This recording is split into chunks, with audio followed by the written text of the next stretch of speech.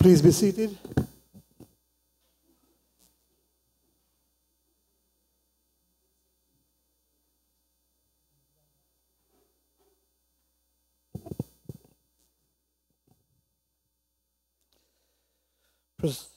Proceedings are resumed. Two matters of housekeeping before I turn to other business here. May I tender, on behalf of all members, condolences to Ms. Anita, one of our long-serving staff members, on the passing of her mother. Also, for the record, we need to read the instruments of appointment for the Honorable Premier and the Honorable Leader of the Opposition. The Cayman Islands Constitution Order 2009, appointment of Premier by Her Excellency Helen Kilpatrick, Companion of the Most Honorable Order of the Bath, Governor of the Cayman Islands. To the Honorable Alden McNee McLaughlin Jr., MBE, JP. Greetings. In exercise of the powers conferred upon me by Section 49(1) of the Cayman Islands Constitution Order 2009, and of all other powers in that regard enabling, I, Helen Kilpatrick, CB, Governor of the Cayman Islands, do hereby by this instrument, given under my hand and the public seal, appoint you, the Honorable Alden McNee McLaughlin Jr., MBE, JP, to be the Premier with effect from the 31st day of May, 2017. Given under my hand and the public seal of the Cayman Islands at Georgetown in the island of Grand Cayman, this 31st day of May, in the year of our Lord 2017, in the 66th year of the reign of Her Majesty Queen Elizabeth II.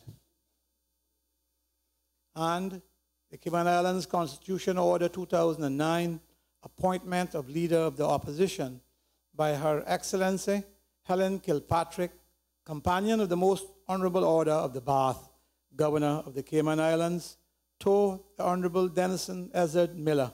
Greetings. In exercise of the powers conferred upon me by Section 68 of the Cayman Islands Constitution Order 2009, and of all other powers in that regard enabling, I, Helen Kilpatrick, CB, Governor of the Cayman Islands, do hereby by this instrument, given under my hand and the public seal, appoint you, the Honorable Denison Ezard Miller, to be the Leader of the Opposition with effect from the 31st day of May, 2017, given under my hand and the public seal of the Cayman Islands at Georgetown in the island of Grand Cayman, this 31st day of May, in the year of our Lord 2017, in the 66th year of the reign of Her Majesty Queen Elizabeth II. Thank you, honorable members, for your indulgence. We now turn to other matters, nominations and elections of members to the Standing Public Accounts Committee.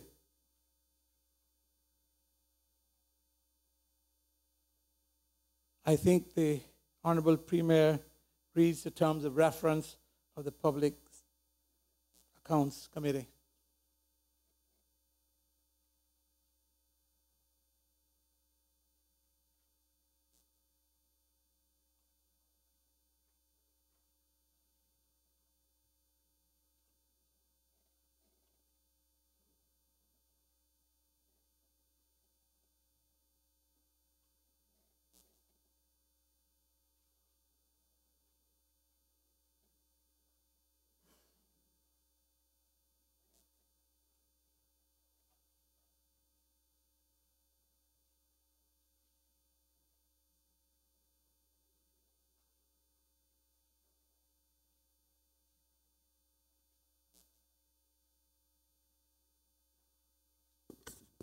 Thank you, Mr. Speaker.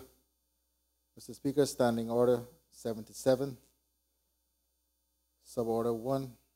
There shall be a standing select committee to be styled the Public Accounts Committee to consider reports of the Auditor General, A, on the accounts of the government, B, on such other accounts required to be laid before the House as the committee may think fit, and C, on any matter incidental to the performance of his duties or the exercise of his powers as the committee may think fit. 7.2, Public Accounts Committee shall be nominated by the House at the beginning of a new session following a general election and consist of 5 elected members.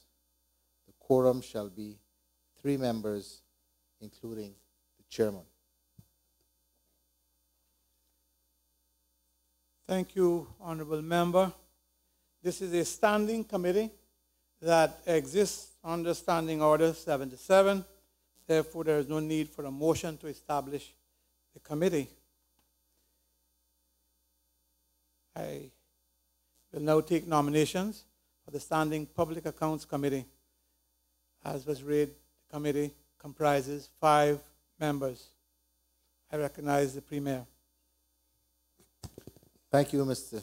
Speaker. Mr. Speaker, I nominate the following members to be members of the Standing Public Accounts Committee.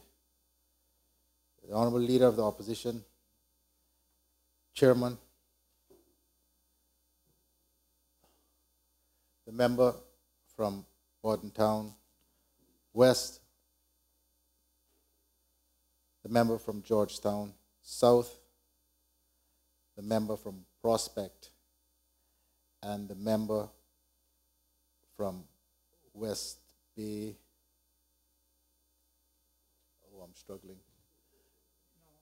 West Bay North. Just for the sake of clarity, Mr. Bernie Bush.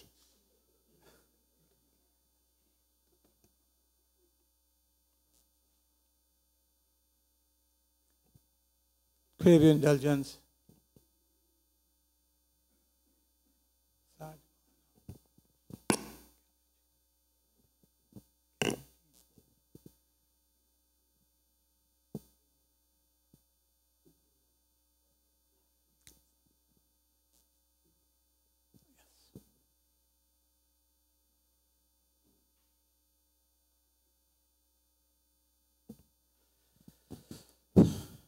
Thank you, Premier.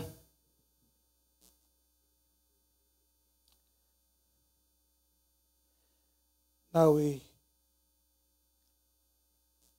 Zena.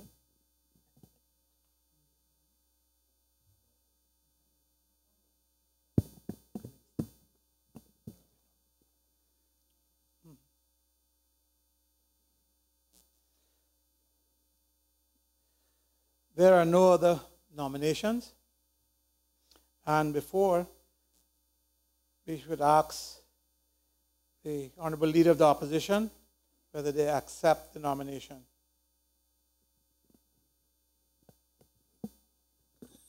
Mr. Speaker, I'm honored to accept the nomination for the Public Accounts Committee. Thank you. Should ask the member for Bordentown West whether he accepts the nomination. Mr. Speaker, I accept the nomination. The member for Georgetown South accept the nomination. Mr. Speaker, I humbly accept the nomination. Thank you. The member for Prospect, does the member for Prospect accept the nomination? Mr. Speaker, it's my pleasure to accept the nomination. Thank you, sir. Thank you. Does the member for West Bay North accept the nomination? I humbly accept the nomination. Thank you. Thank you.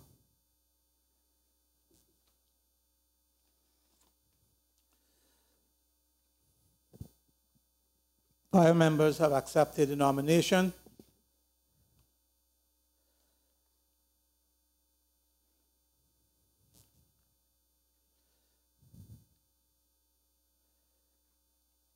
Do we need a motion to close nomination? Mr. Chairman, Mr. Speaker, I move that nominations be closed. Thank you, Mr. Premier. All in favor? Aye.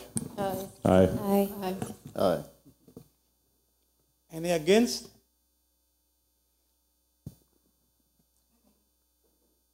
Thank you. The members of the Public Accounts Committee are as follows. Honorable Leader of the Opposition, Chairman, I need to question whether the Leader of the Opposition will accept the appointment as Chairman. Mr. Speaker, I will accept the appointment as chairman. Thank you. Member for Bordentown West, member for Georgetown South, member for Georgetown from Prospect, and from West Bay North. These are the members of the Public Account Committee. The next order of business is nomination of members to the Standing Register of Interest Committee. This is a standing committee that exists under Standing Order 76. Therefore, there is no need for a motion to establish the committee. First of all, though, I would ask the Honorable Premier to read the terms of reference of the Standing Register of Interest Committee.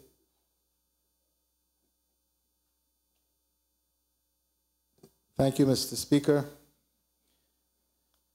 Standing Order 76. 1. There shall be a standing select committee to be styled the Register of Interest Committee for the consideration of matters relating to the Register of Interest referred to it by the Registrar of Interest.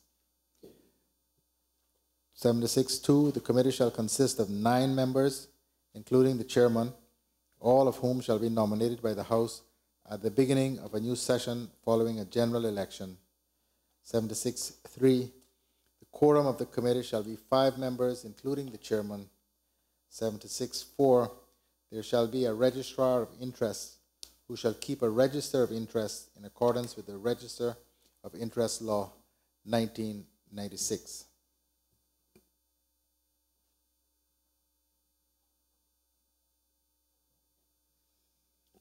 Thank you, Honorable Premier. I will now take nominations for the Standing Register of Interest Committee. The committee comprises 9 members.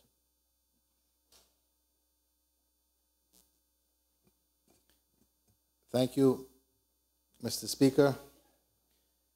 Mr. Speaker, I nominate the minister from Cayman East as the chair, the member from West Bay Central as a member, member from Prospect as a member,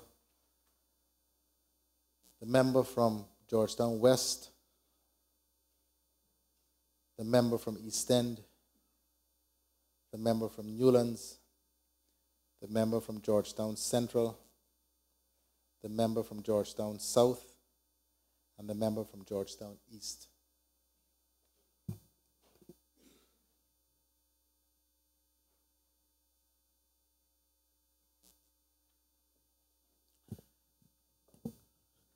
Thank you.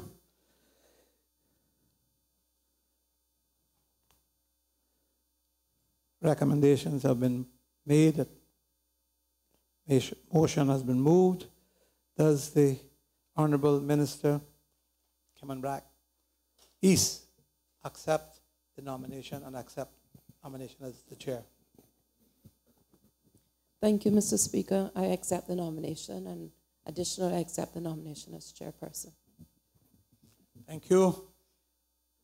Honorable Member. Does the member from West Bay Central accept the nomination? Yes, Mr. Speaker, I accept the nomination. Thank you. Does the member from Prospect, honorable member from Prospect, accept the nomination? Mr. Speaker, it would be my honor to accept the nomination. Thank you. Does the member from Georgetown West accept the nomination? Mr. Speaker, I'm honored to accept the nomination. Thank you. Does the member from East End accept the nomination? Mr. Speaker, I accept the nomination. Thank you. Does the member from Newlands accept the nomination? Yes, Mr. Speaker, I accept the nomination. Thank you. Does the member from Georgetown Central accept the nomination? Mr. Speaker, I accept the nomination. Thank you. Thank you. Does the member from Georgetown South accept the nomination? Mr. Speaker, I humbly accept the nomination. The member from Georgetown East accept the nomination. Mr. Speaker, I accept the nomination. Thank you. Are there any other nominations?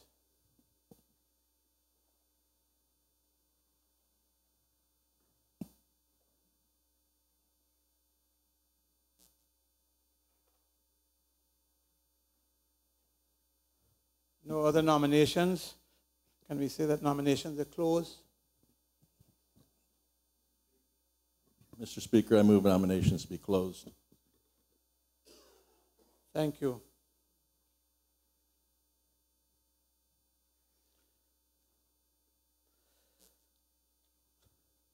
We can report that all 9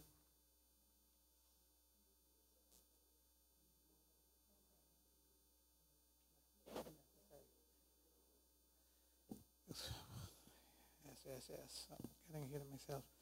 Okay. We need to vote then on the nominations made and accepted.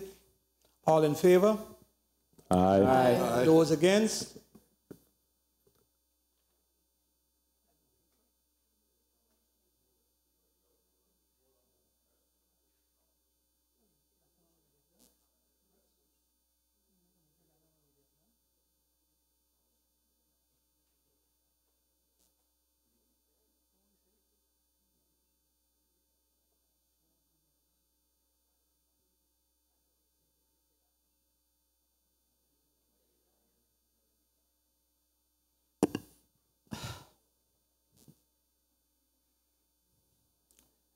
The nominations, as far as I understand it, are closed. But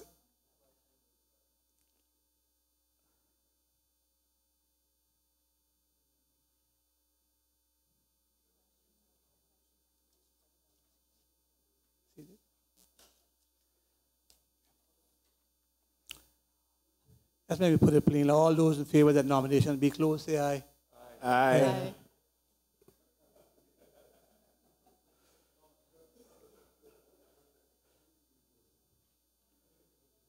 Thank you. Nominations are now closed. And all 9 nominations have accepted. Thank you very much. This is becoming more tedious than when I sat there.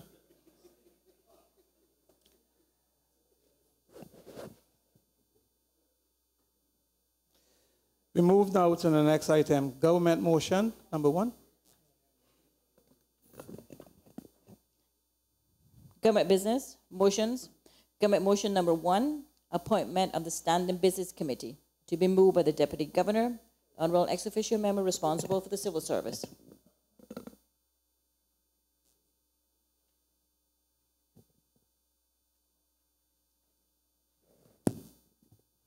I recognize the Honorable Deputy Governor. Thank you, Mr. Speaker. Mr. Speaker, I rise to move government motion number 1, the appointment of the Standing Business Committee.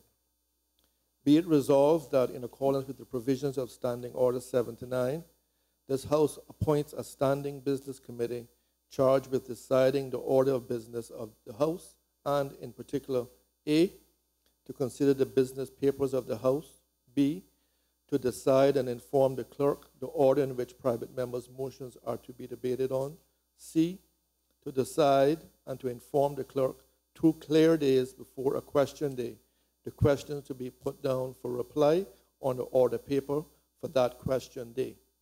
D, to provide a ready means of consultation between members who are not members of the Cabinet and the leader of government business, the leader of the opposition, the presiding officer, and the clerk. E, to select a member to read prayers on each day of a meeting of the House other than the state opening meeting. And F, to inform the clerk the order in which bills shall be set down upon the order paper. And be it resolved that the Standing Business Committee shall comprise of 5 elected members, and be it further resolved that the quorum for the committee shall be 3 members of the committee, including the chairman, and that the committee shall meet at such times as called by the chairman. And be it further resolved that the committee review its terms of reference and report any recommendations to this honorable House. Thank you, Mr. Speaker. The motion has been duly moved and is open for debate. If there is no debate, I will put the question. Mr. Speaker, with your permission, may I respectfully rise to nominate the following persons for the Standing Business Committee as follows: the member from Red Bay, the honorable member from Cayman West, member from West Bay North, the honorable leader of the opposition, and the member from Savannah, with the honorable member from Red Bay being the chair. Could you repeat that? Certainly. I'd like to nominate the honorable member from Red Bay being the premier, the honorable member from Cayman West, the honorable member from West Bay North, the honorable leader of the opposition, and the honorable member from Savannah. Thank you.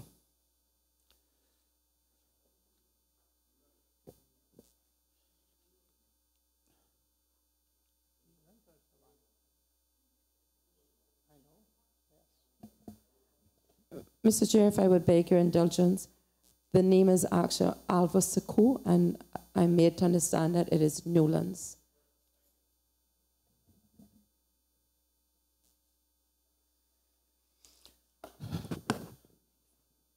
Thank you for those nominations. The question is that, be it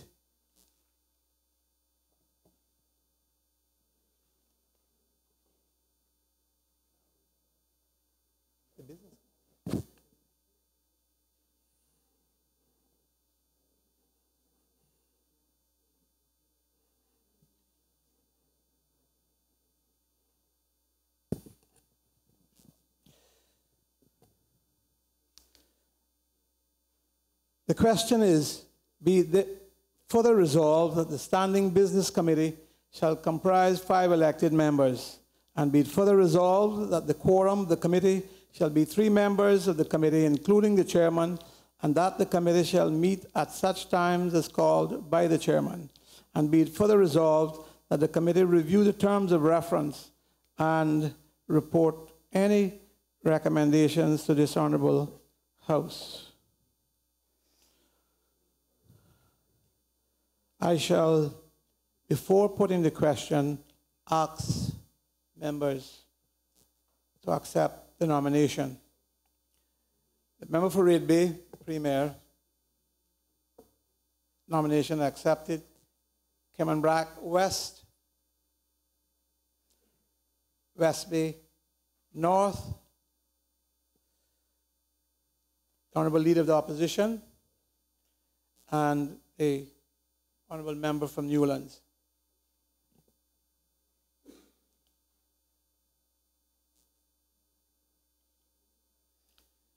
Do we move that nominations are closed? Mr. Chairman, Mr. Speaker, I move that nominations be closed. Thank you. There are no further nominations. The motion is that the nominations be closed. All in favor? Aye. And a further motion just for belt and braces. All members have accepted the nominations. Just to want to be, Yes, Mr. Speaker. just be clear.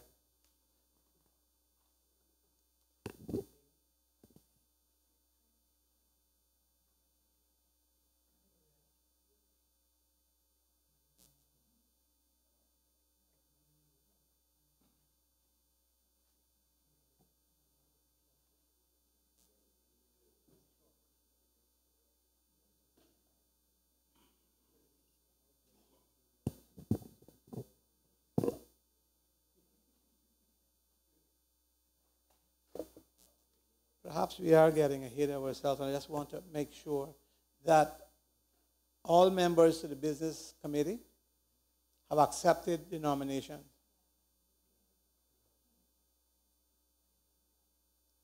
Do we need to take the motion? And I think that we do need to take the question on the motion. Mr. Speaker, far be it from me to advise you on these matters, but I believe that we need to deal with the motion itself, which sets out the terms of reference of the committee, and vote on that before we move to the nomination stage. Well, unfortunately for us, we have passed the last stage first. And I don't propose we go back because that is already done, but we can move to the motion itself. All in favor of the motion? Aye. Aye. Those against? The ayes have it. The motion is duly accepted. Members have been agreed upon. And if you want belt and braces, we can accept that by motion, but I don't see the need for it.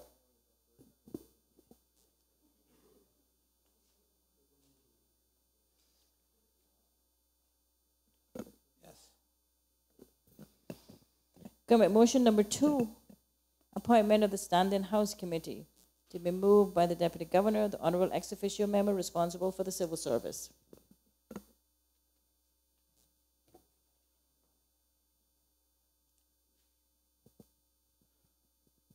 Honorable Deputy Governor. Thank you, Mr. Speaker. Mr. Speaker, I rise to move government motion number 2, appointment of the Standing House Committee. The motion reads as follows: be it resolved that in accordance with the provisions of Standing Order 79, this House appoints a Standing House Committee charged with the duty to make recommendations to the House in respect of A, matters affecting the working conditions, comfort, and facilities for members during meetings of the House. B, matters affecting the working condition, comfort, and facilities for the officers of the House.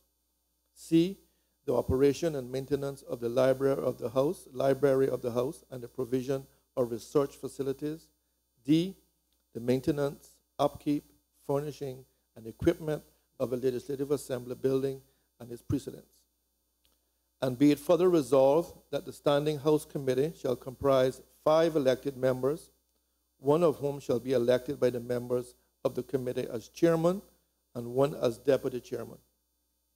And be it further resolved that the quorum of the committee shall be 3 members of the committee, including the chairman or the deputy chairman.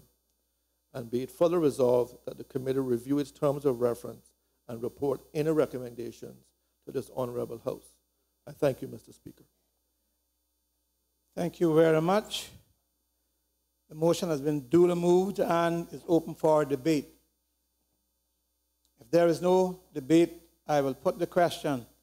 The question is, be it further resolved that the Standing House Committee shall comprise 5 elected members, one of whom shall be elected by the members of the committee as chairman and one as deputy chairman. And be it further resolved that the quorum of the committee shall be 3 members of the committee, including the chairman or the deputy chairman. And be it further resolved that the committee review its terms of reference and report any recommendations to this honorable House. All those in favor, please say aye. Aye. Those against, no. The ayes have it. Government motion number 2 is duly passed. I will now call for nominations to the Standing House Committee. 5 members comprise the membership of this committee.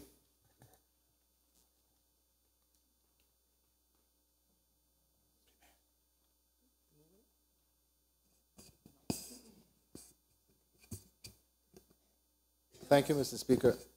Mr. Speaker, I nominate the following members as members of the Standing House Committee.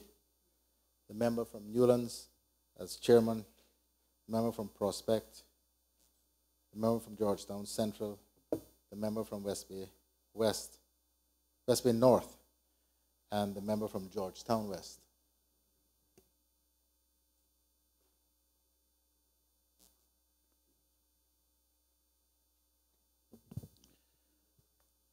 Now, do the nominees accept the nomination? Newlands? Yes, Mr. Speaker, I accept the nomination. And Thank you. to confirm, I'll accept chairmanship as well. Thank you. Prospect? Yes, Mr. Speaker, it's my honor to accept the nomination. Georgetown Central? Mr. Speaker, I accept. Thank you. West Bay North? Mr. Chairman, accept. Georgetown West? Mr. Speaker, I'm honored to accept the nomination. Thank you all for agreeing to serve on this committee. Government motion number 3.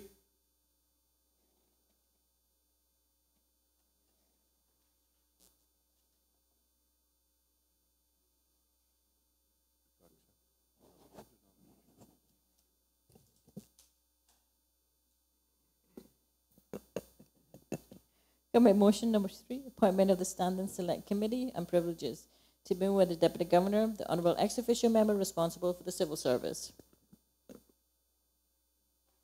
I recognize the Honorable Deputy Governor. Thank you, Mr. Speaker. Mr. Speaker, I rise to move government motion number 3, the appointment of a Standing Select Committee on privileges. Mr. Speaker, the motion reads as follows. Whereas Standing Order 79 provides that this Honorable House may appoint other standing select committees as required from amongst its members, and whereas on the 19th day of March 1998, this Honorable House established the Standing Select Committee on Privileges by way of a private member's motion number 3 of 98. Be it therefore resolved that in accordance with the provision of Standings Order 79, this House appoints a Standing Select Committee of Privileges to consider and report to the House on any matters affecting the privileges of this Honorable House. And be it further resolved that the committee comprise all honorable members of the Legislative Assembly, the chairman being elected from amongst its committee members. And be it further resolved that the committee shall elect a deputy chairman from among the committee members who shall act as chairman of the committee during the absence of the chairman. Thank you. Thank you, Honorable Member. The motion has been duly moved and is open for debate. Does any member wish to speak? If there is no debate, I will put the question. The question is, be it therefore resolved that in accordance with the provisions of Standing Order 79, this House appoints a Standing Select Committee of Privileges to consider and report to the House on any matter affecting the privileges of this Honorable House. And be it further resolved that the committee comprises all honorable members of this Legislative Assembly, the chairman being elected from among the committee members. And be it further resolved that the committee shall elect a deputy chairman from among the committee members who shall act as the chairman of the committee during the absence of the chairman.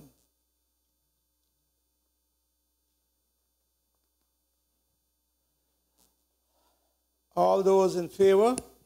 Aye. Please say aye. Aye. Those against? No? The ayes have it. Government motion number 3 is duly passed. Government motion number 4, appointment of the Select Committee to oversee the performance of the Office of the Completes Commissioner, to be moved by the Deputy Governor, the Honorable Ex-Officio Member responsible for the civil service. I recognize the Honorable Deputy Governor. Thank you, Mr. Speaker. Mr. Speaker, I rise to move government motion number 4, appointment of select committee to oversee the performance of the Office of the Complaints Commissioner. Mr. Speaker, the motion reads as follows. Whereas Section 45 of the Public Management and Finance Law 2012 revision states that the Complaints Commissioner shall be accountable to the Legislative Assembly for the performance of the Office of the Complaints Commissioner. And whereas Section 45 of the said law provides that a committee of the Legislative Assembly be responsible for overseeing the performance of the Office of the Complaints Commissioner. Or if no such committee exists, the Speaker shall be responsible for seeing. And whereas the Legislative Assembly appoints a select committee to be responsible for overseeing the performance of the Office of the Complaints Commissioner on the 14th day of September 2005 by way of a government motion number 3, 2005. Be it now therefore resolved that the committee shall comprise of 5 elected members, and be it further resolved that the quorum for the committee shall be 3 members of the committee, including the chairman or the deputy chairman. Thank you.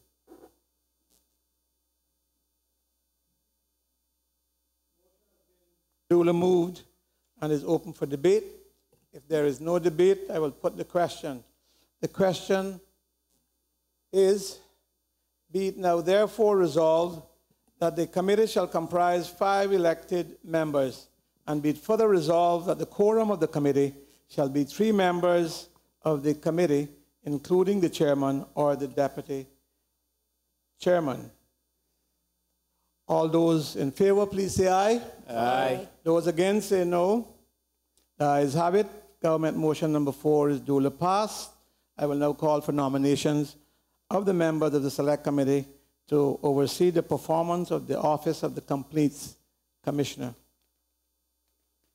5 members. Honorable Premier.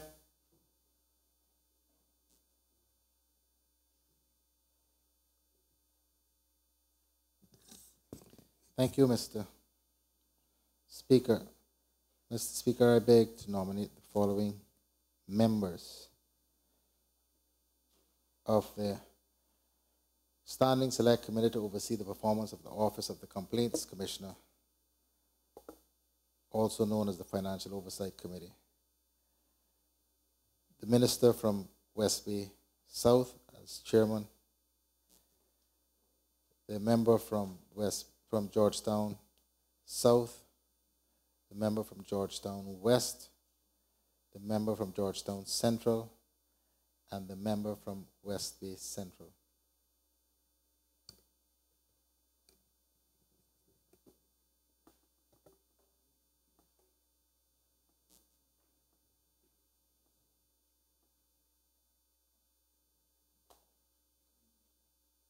Thank you, Premier.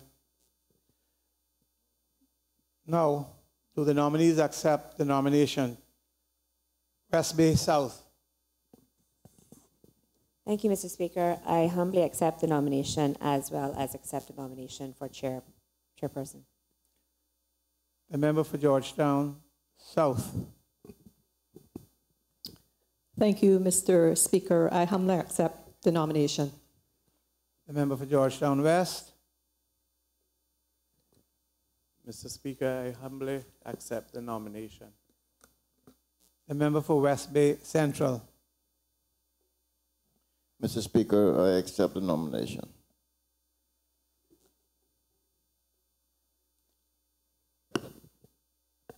All members have agreed to serve.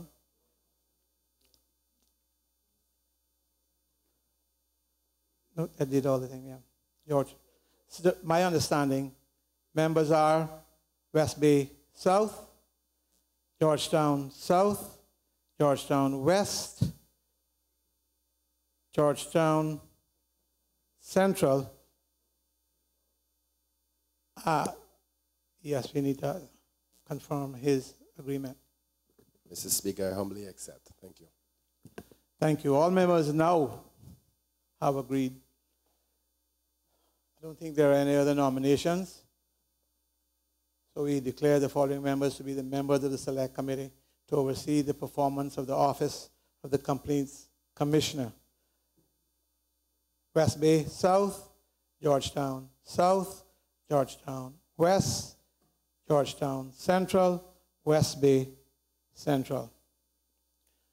Thank you all. Government motion number 5. Government motion number 5, appointment of the Select Committee to oversee the performance of the Office of the Information Commissioner, to be moved by the Deputy Governor, the Honorable Ex Officio Member responsible for the Civil Service. I recognize the Honorable Deputy Governor. Mr. Speaker, thank you. Mr. Speaker, I rise to move government motion number 5, appointment of Select Committee to oversee the performance of the Office of the Information Commissioner. The motion reads as follows. Whereas Section 405A of the Public Management and Finance Law 2012 states that the Information Commissioner shall be accountable to the Legislative Assembly for the performance of the Office of the Information Commissioner. And whereas Section 405A of the said law provides that a committee of the Legislative Assembly be responsible for overseeing the performance of the Office of the Information Commissioner, or if no such committee exists, the Speaker shall be responsible for seeing. Be it now therefore resolved that the committee shall comprise 5 elected members, and be it further resolved that the quorum for the committee shall be 3 members of the committee, including the chairman or the deputy chairman. Thank you, Mr. Speaker. Thank you, Honorable Member. The motion has been duly moved and is open for debate. If there is no debate, I will put the question. The question is, be it now therefore resolved that the committee shall comprise 5 elected members, and be it further resolved that the quorum of the committee shall be 3 members of the committee, including the chairman or the deputy chair of the committee. All those in favor, please say aye. Aye. Those against? The ayes have it. Government motion number 5 is duly passed. I will now call for nominations of the members of the Select Committee to oversee the performance of the Office of the Information Commissioner. 5 members comprise the membership of this committee. Honorable Premier.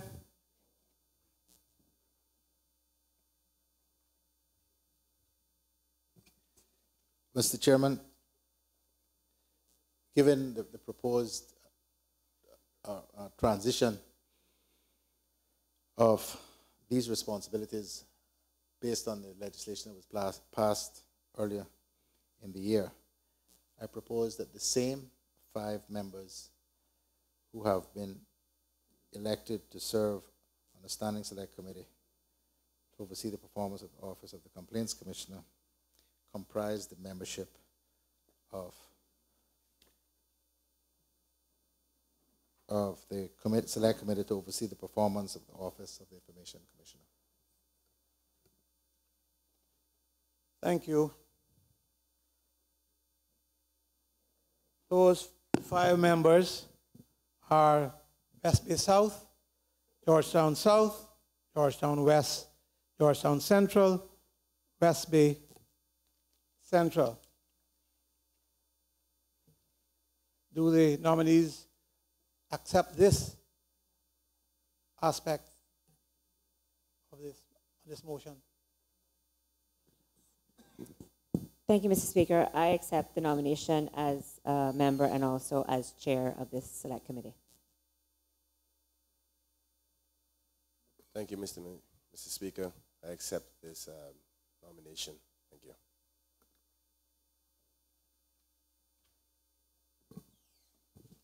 Mr. Speaker, I accept the nomination. Thank you. Mr. Speaker, I'm honored to accept the nomination. Mr. Speaker, I accept the nomination as a member.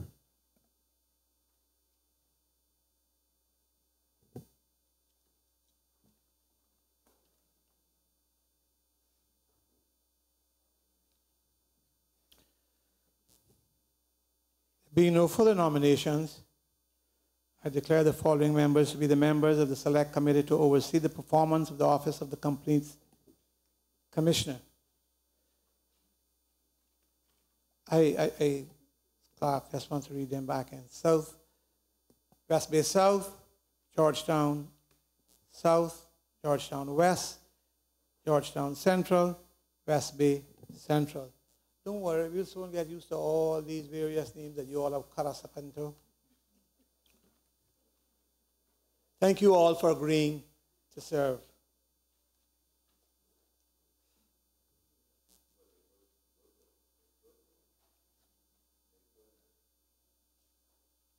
Honorable Premier,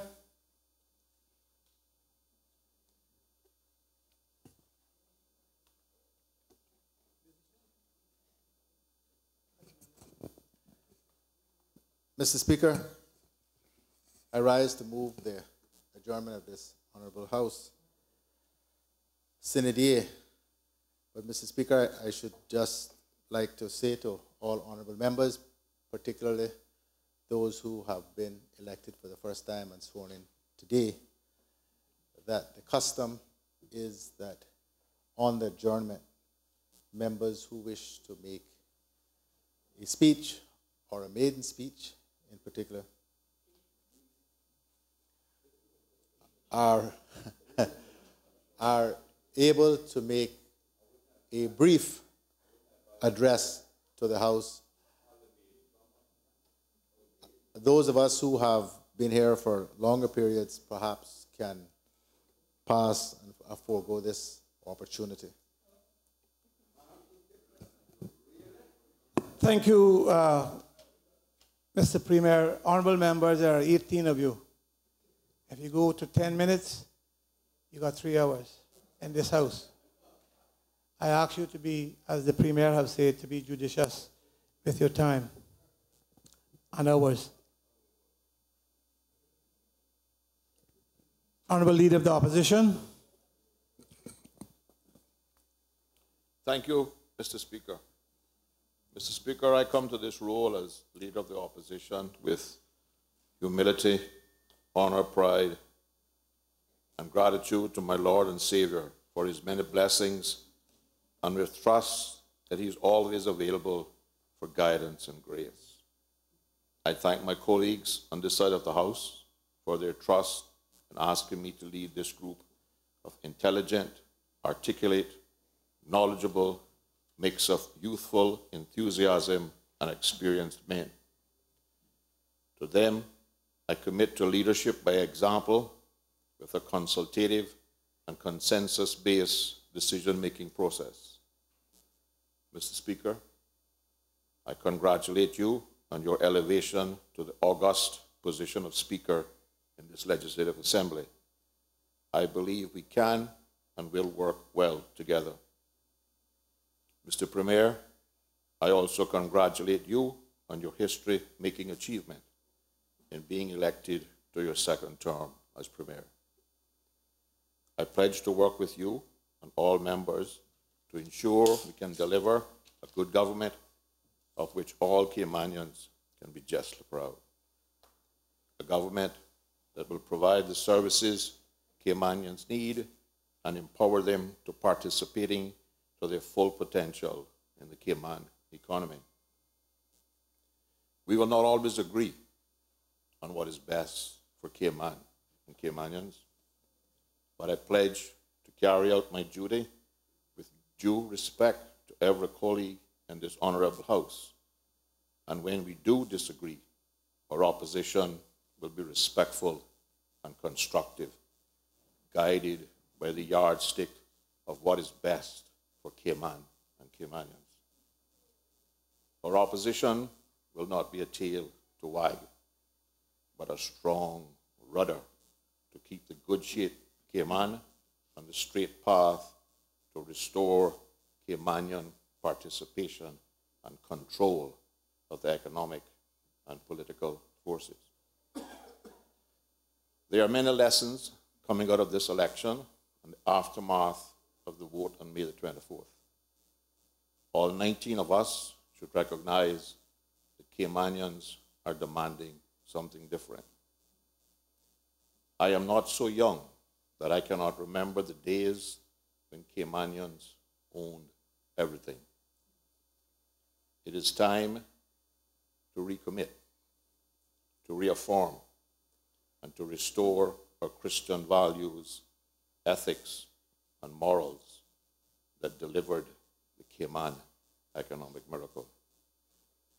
Time to break the shackles of the mighty dollar, relieve or oppressed people of their heavy burdens, restore hope, justice, and opportunity to Caymanians.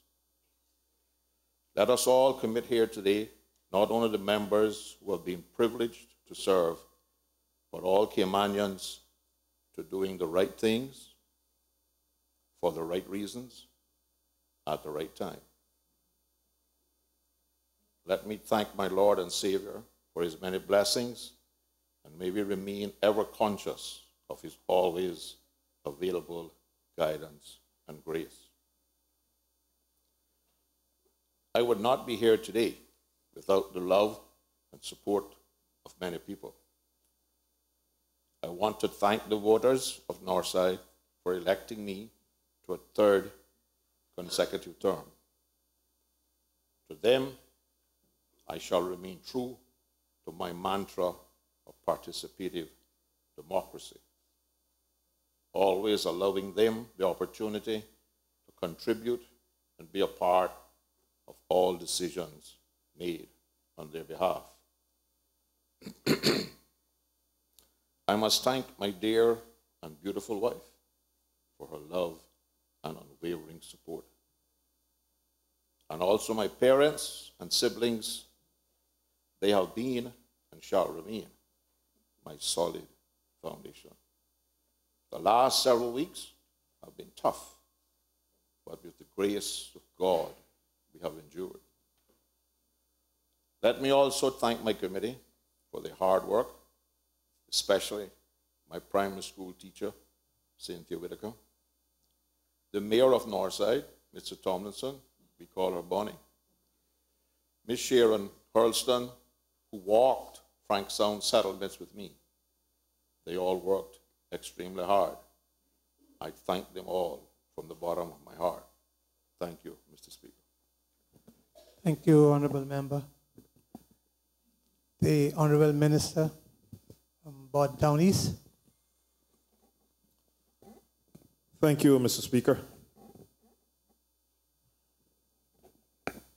As I return to the hallowed halls of this Legislative Assembly, I am humbled and honored that the people of Borden Town East have seen it fit to make me their representative.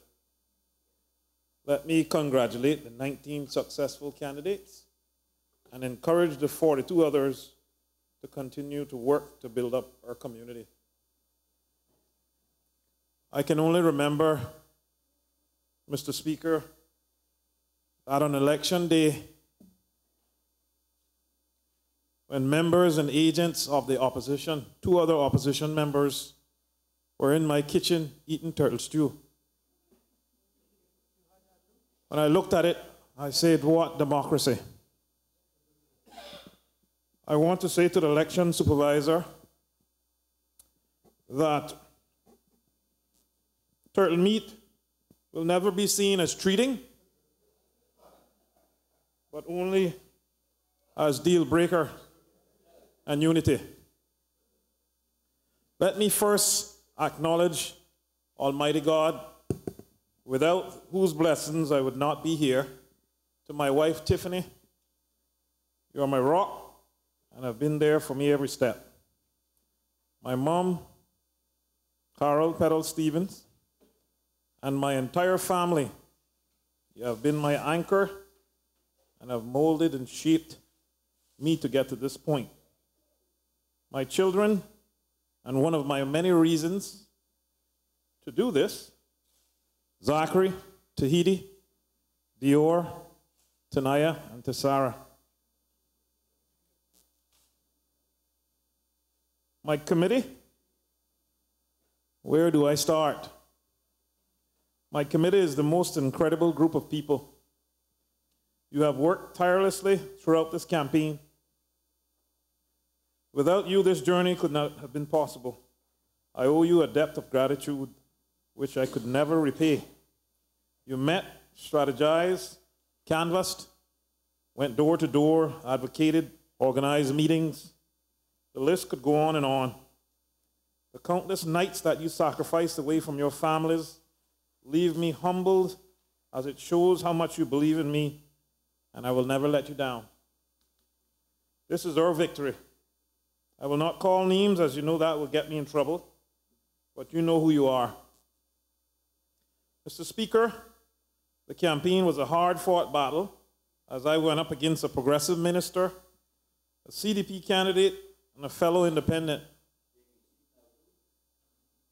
This very fact has made the victory even sweeter, as my supporters never wavered. They believed and came out on election day and placed their trust in me. But now the campaign is over, and it is time to govern and represent. I will represent all the people of Bordentown. To those who supported me, I will do you proud and never let you down. And those who did not, I will work tirelessly to earn your trust and support. Mr. Speaker, everyone now knows that there were 5 very long days and very stressful days which followed the general elections before a government was formed.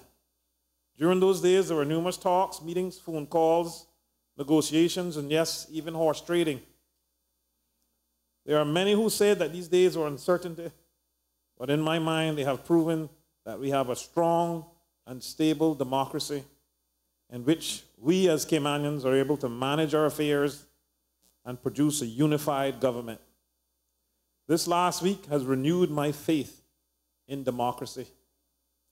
Mr. Speaker, this country went to the polls and elected a record number of independents since 2001, and the party system reemerged in the Cayman Islands.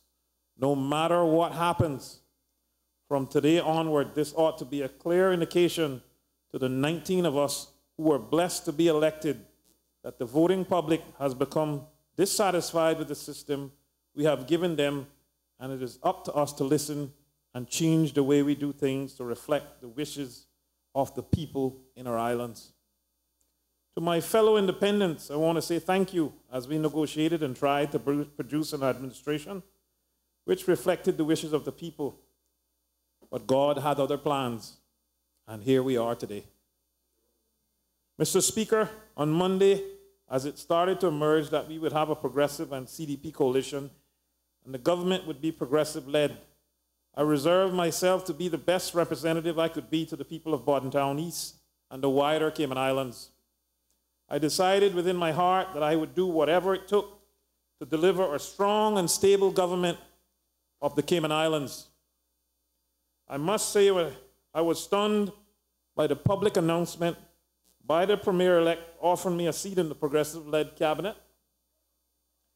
As I will always do on major decisions, I had to consult my people in my constituency, and on Monday night, around 200 to 300 people packed the Bordentown Civic Center and gave me a clear mandate to accept this offer in fine style. You, Mr. Speaker, me standing here is not political strategy. It is not pursuit of power. It is not promotion of self. It is not the result of any negotiation. Dwayne Seymour, standing here on the cusp of being appointed a minister in the cabinet of the Cayman Islands, is a clear voice of the people of Bordentown and the will of the Almighty God, of reign supreme in the affairs of man. The little boy raised by my late grandmother, Carolee, Stanley's son, and Petal's first son, raised by the village of Gun Square, Bordentown, so many I have to thank. And I say, precious Lord, you are the rock on which we stand. You are our God of hope. Fill us, Lord, with your comforting spirit. Guide us today, that we may not stray from your faith. Lord of hosts, we place before you our children, our families, our friends, our loved ones, and our future. Use us accordingly to your will. Lord, grant us clarity of mind, wisdom to proceed, and strength to overcome. Give us guidance and protection, we pray. In Jesus' mighty name, I want to encourage our entire country to now rally behind and support this coalition of unity. Let us as Caymanians now support this progressive-led coalition which will govern our beloved islands for the next 4 years. Mr. Speaker, we must have unity. We must have stability. The campaign is now over. It is now time to get down to work for the people. As a government and elected representatives, we must assist our people in finding meaningful employment, revamp our immigration regimes to benefit Caymanians while providing certainty for businesses, improve the outcomes in our public education system, in particular our at-risk students, support our families, provide opportunities for house ownership so that all Caymanians, young and old, can own a piece of this special rock we call the Cayman Islands. Care more for our elderly, revamp the health insurance and pension regimes which are in crisis, stem the tide of foreclosures that are negatively affecting too many Caymanians, cut down on ill-conceived bureaucracy which are crippling small businesses and frustrating our people, improve our community policing to make our streets safer, provide and facilitate more meaningful pro-social programs for our youth, enhance our tourism product to give our guests even more Caymankind, protect and grow our financial services industry. Mr. Speaker, all Caymanians and residents, we have a lot of work to do, but in unity, we can achieve anything.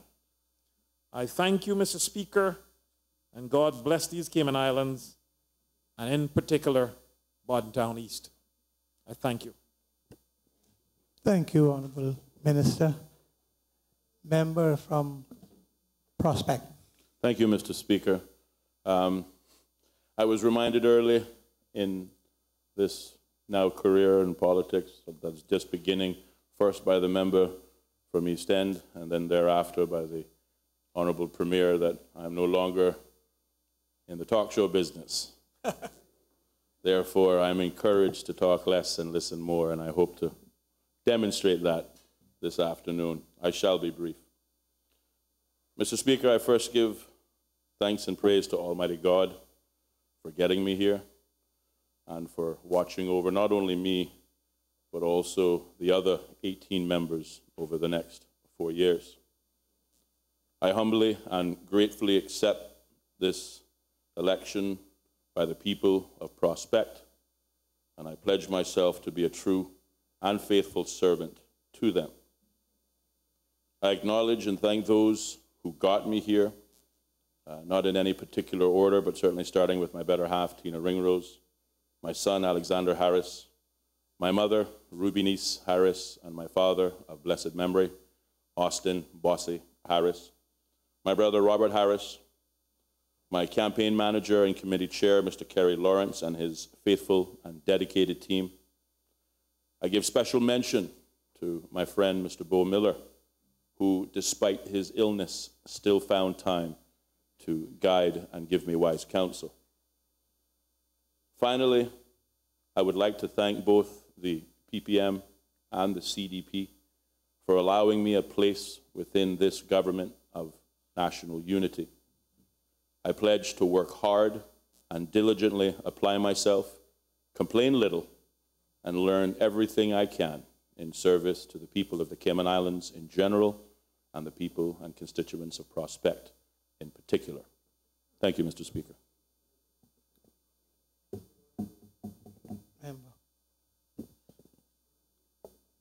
Member from Savannah.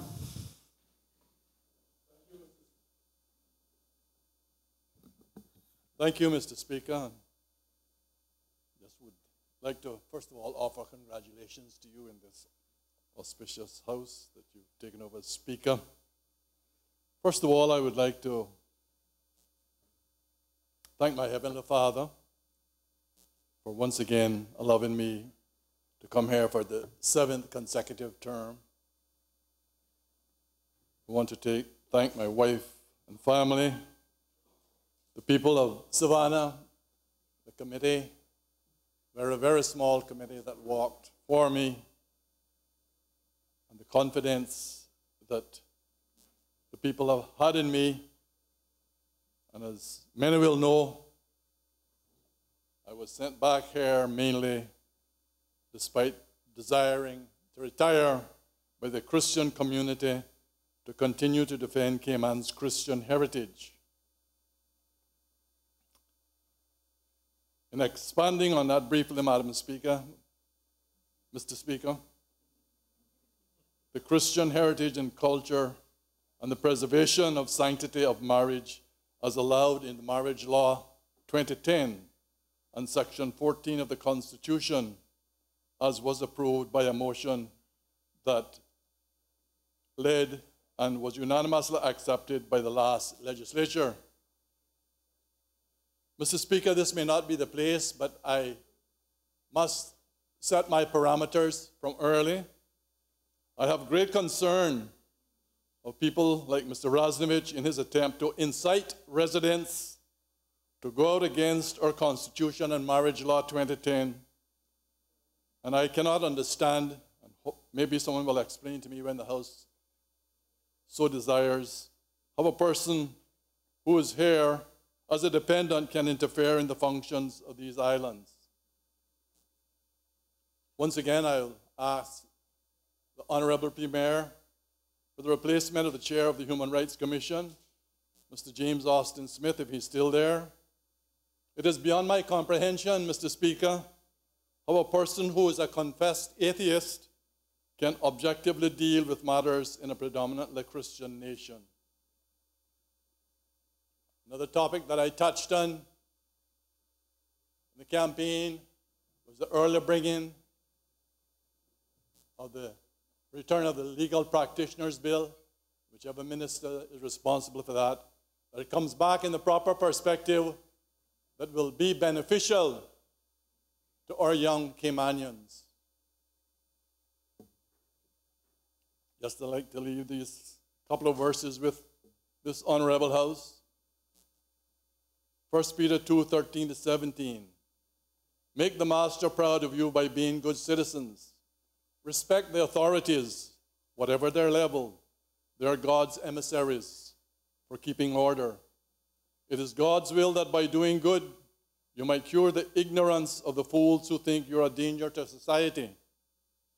Exercise your freedom by serving God, not by breaking the rules.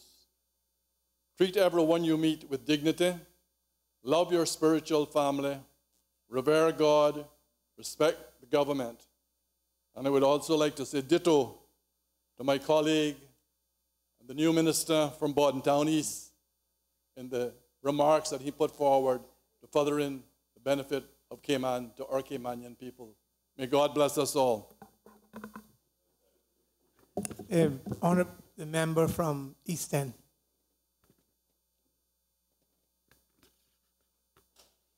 Thank you, Mr. Speaker.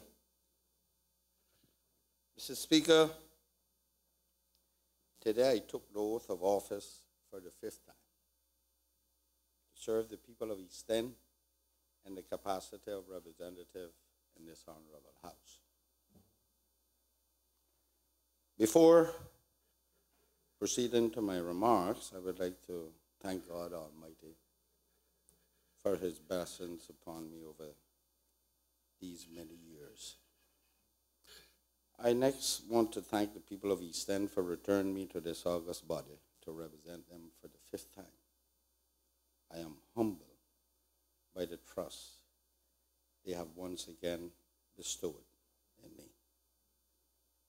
I give them my solemn promise to continue to represent them with respect and make every effort to ensure they get their due from this country.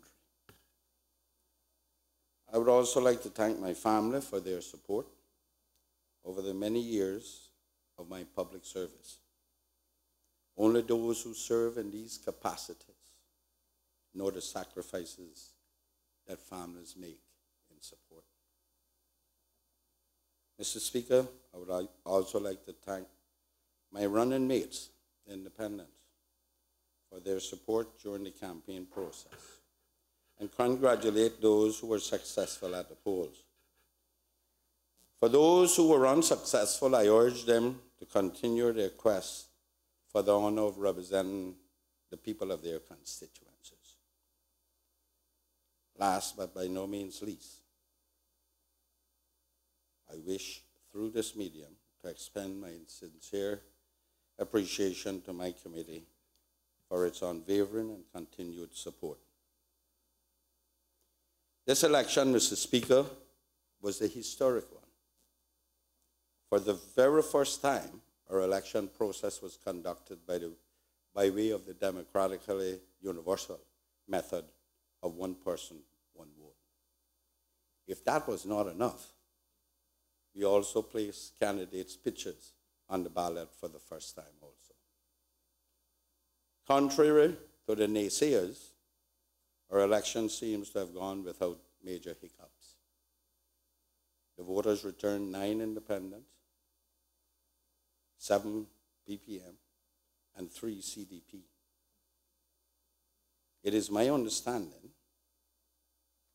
that in this election,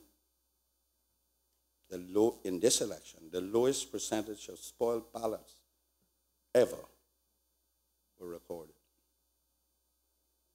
I believe that is directly attributable to the one person, one vote, and the pictures on the ballots.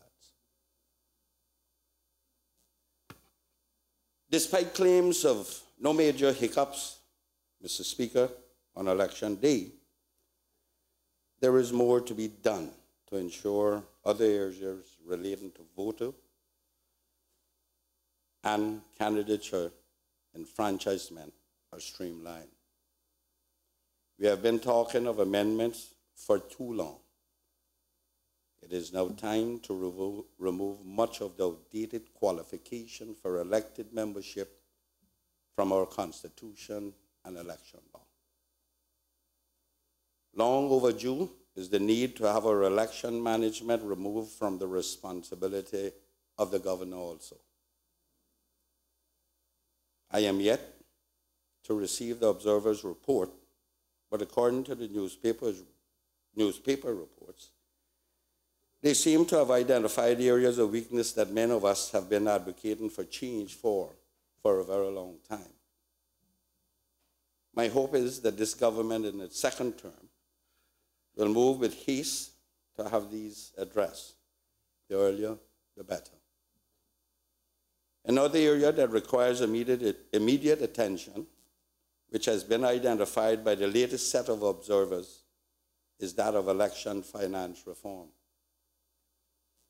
Mr. Speaker, our elections have become a game of who can spend the most to get the government they want or need.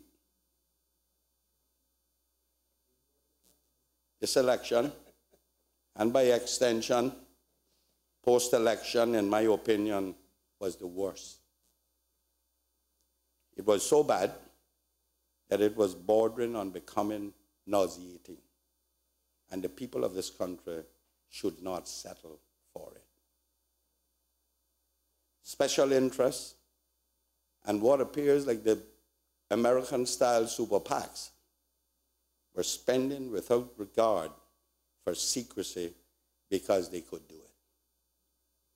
God forbid this continues. In addition, our election seems to have become controlled from overseas. For instance,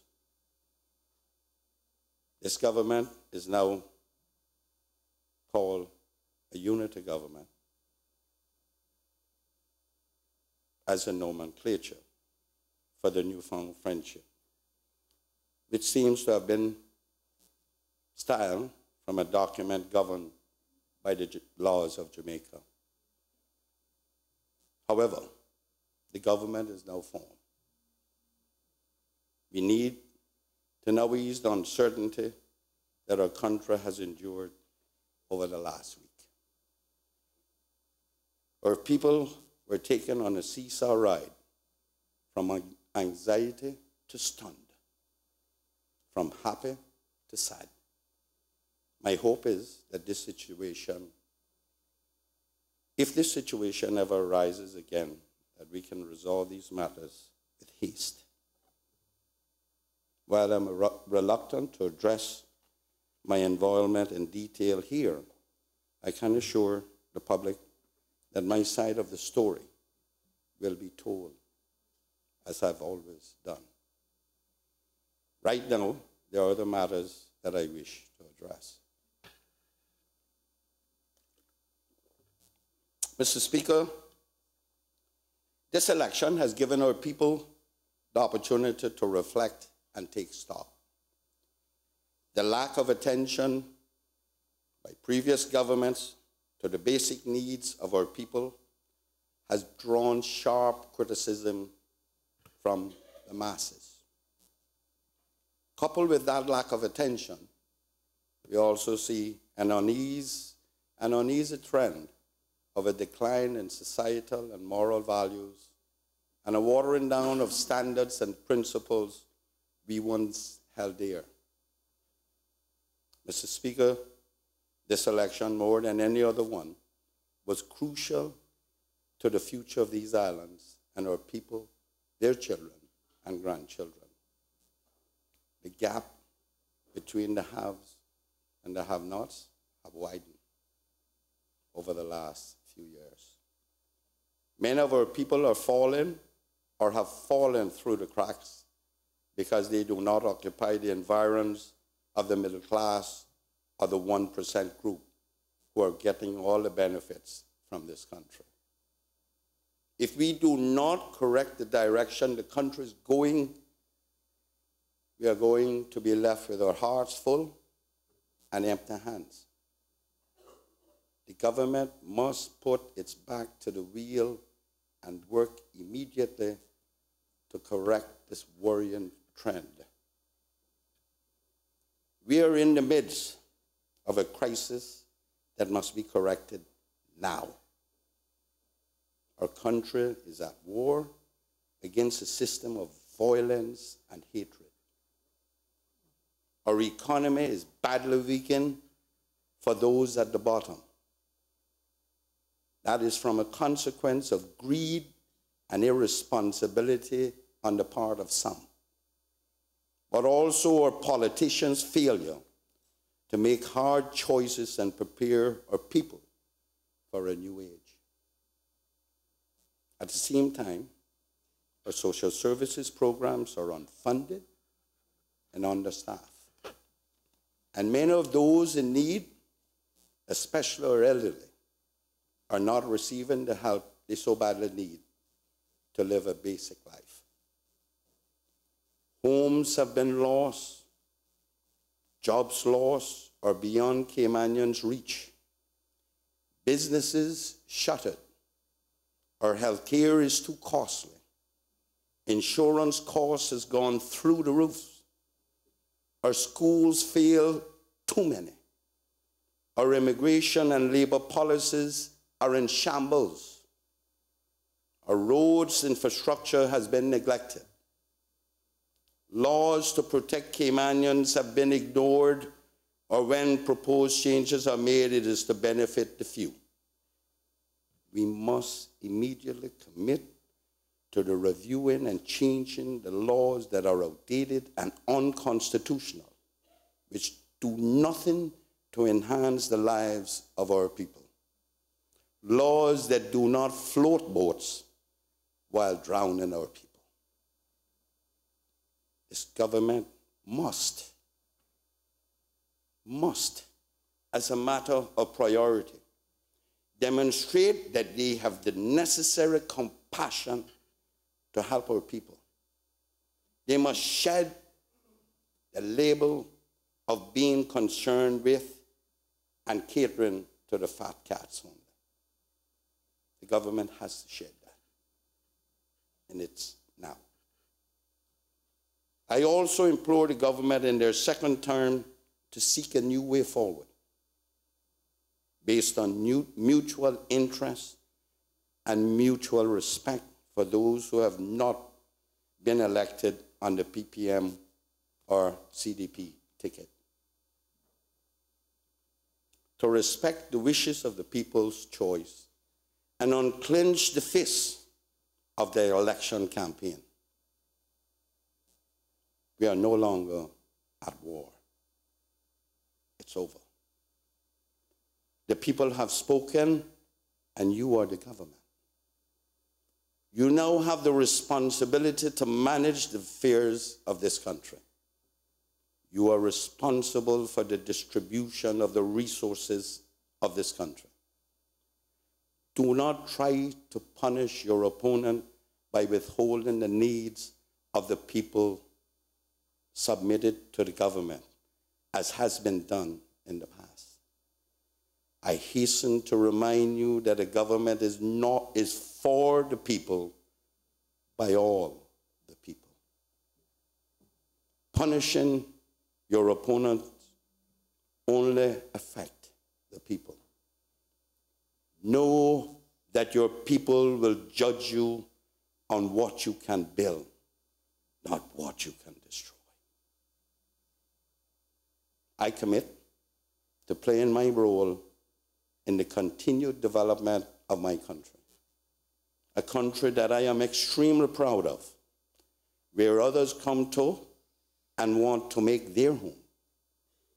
We need to ensure it remains that way, but that its resources are not out of the reach of our people. Mr. Speaker, they too have a dream that they feel is attainable in the country of their birth. Our job is to help them reach it and instill in the generations to come the pride of being Caymanian.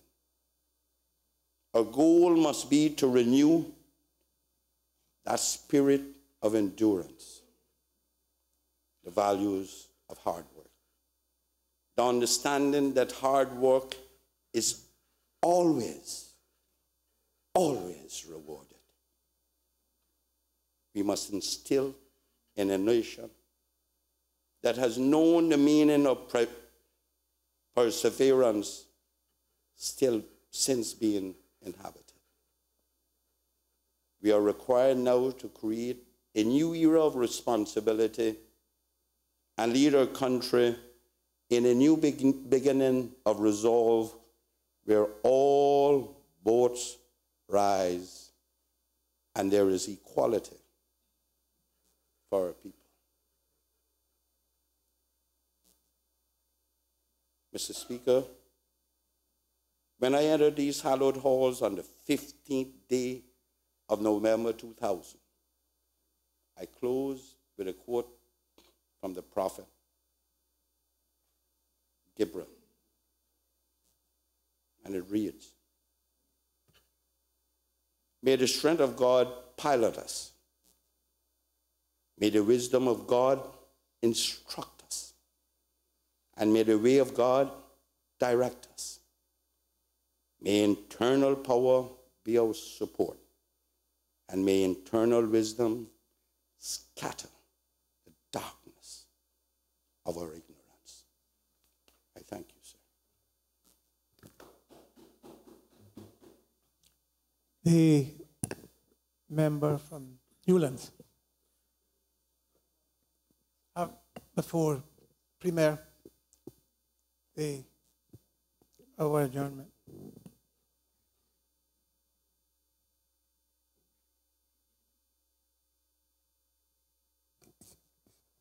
Oh, Mr. Speaker, I'm weary. But I move the suspension of Standing Order 10-2 in order that the business of the House may continue beyond the hour of interruption. Motion is that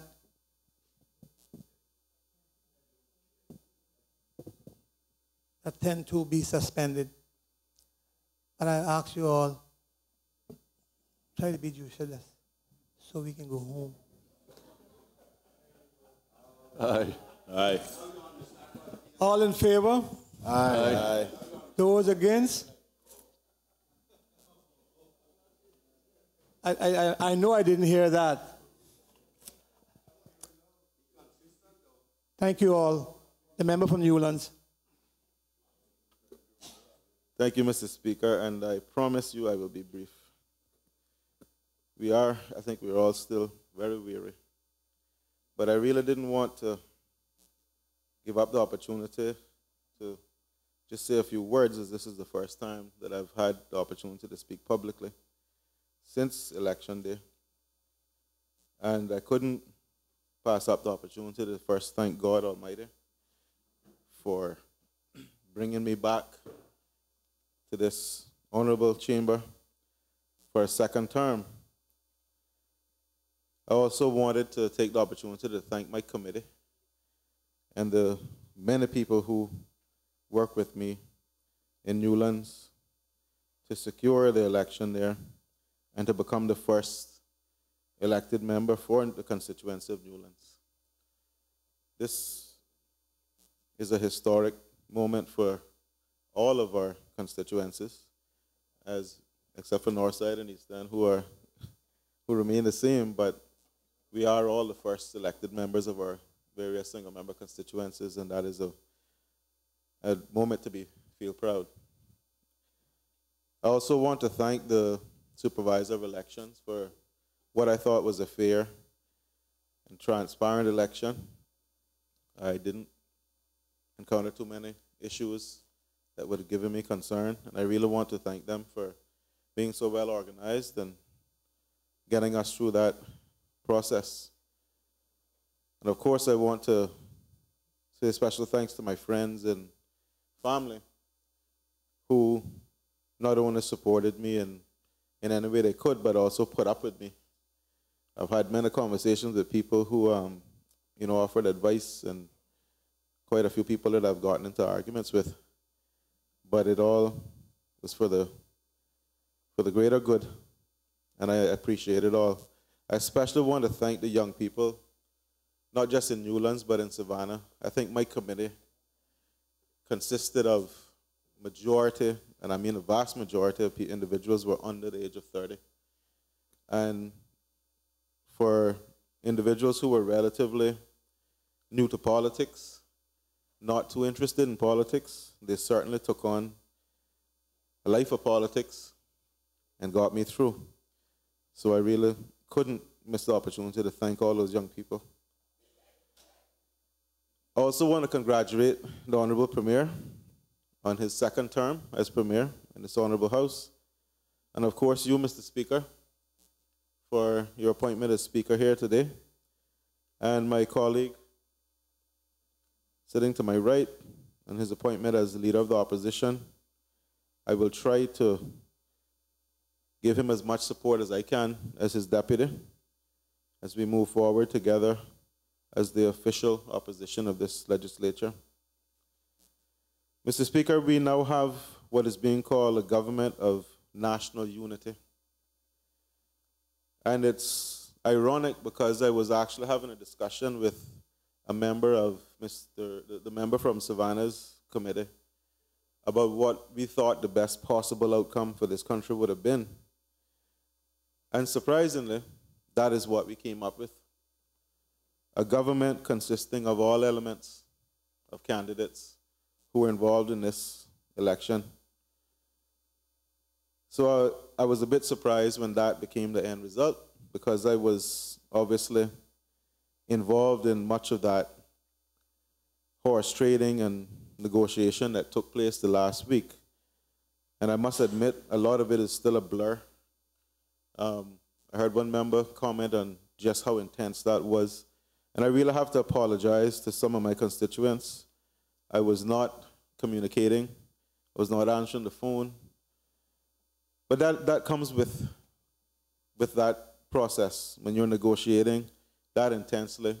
And I had to say to a young man who criticized me, we're not selling fish. We're not running a fish shop, as my colleague always says. We're trying to form a government, so have a little patience. But I can understand the anxiety and the stress that the general public must have felt because they were not even involved in the discussion, so they really had no idea what was going on. But Mr. Speaker, this country now needs healing. And I could stand here and I could talk more about what went wrong with the negotiations, what I thought was wrong, what could have happened differently. But it's all behind us now, Mr. Speaker. We need to move forward. Our country is still divided politically.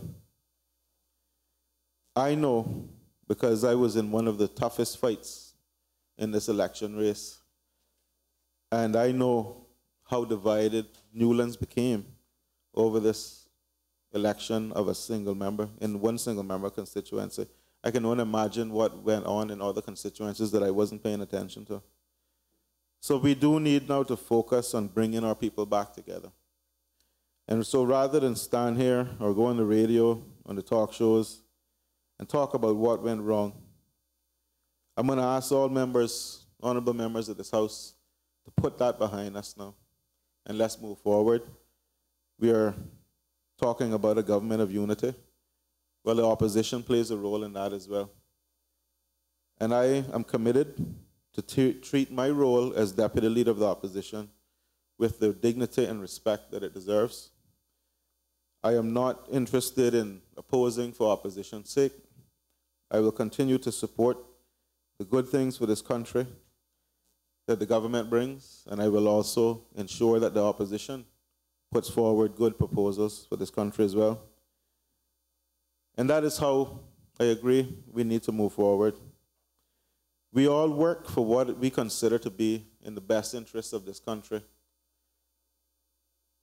Sometimes what one person considers to be in the best interest of the country differs from what I think it is. But at the end of the day, we're all motivated by the same thing. So we can agree to disagree. We can agree to argue. We can agree to put forward different viewpoints. But at the end of the day, we all must be working towards the same goal, same objective. We're all Caymanians. So the time for campaigning is over, thank God. The time for political differences is over. The time for all of that conflict and division is over. And it's time for us to join together and do what is best for this country. And I just want to give my word to the people of the Cayman Islands that that is what I'm here to do. I ask, Mr. Speaker, that the government does not lose sight of what we were fighting for.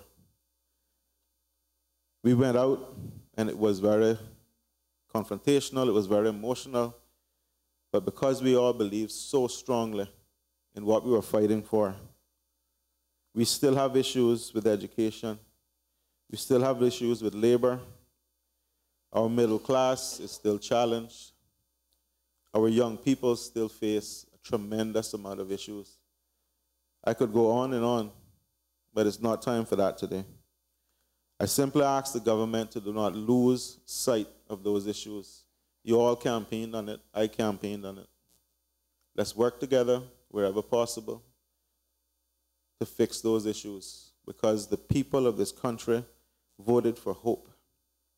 They voted for representatives who could bring hope to them and their families. Let's never forget that. Thank you. Thank you, Honorable Member. Member from Georgetown Central. Thank you, Mr. Speaker. The opportunity to say, Mr. Speaker, in these hollow halls is an opportunity that I am so blessed to have. Firstly, I want to congratulate you on being the first member of Parliament in the Cayman Islands to cover every senior post in the Legislative Assembly.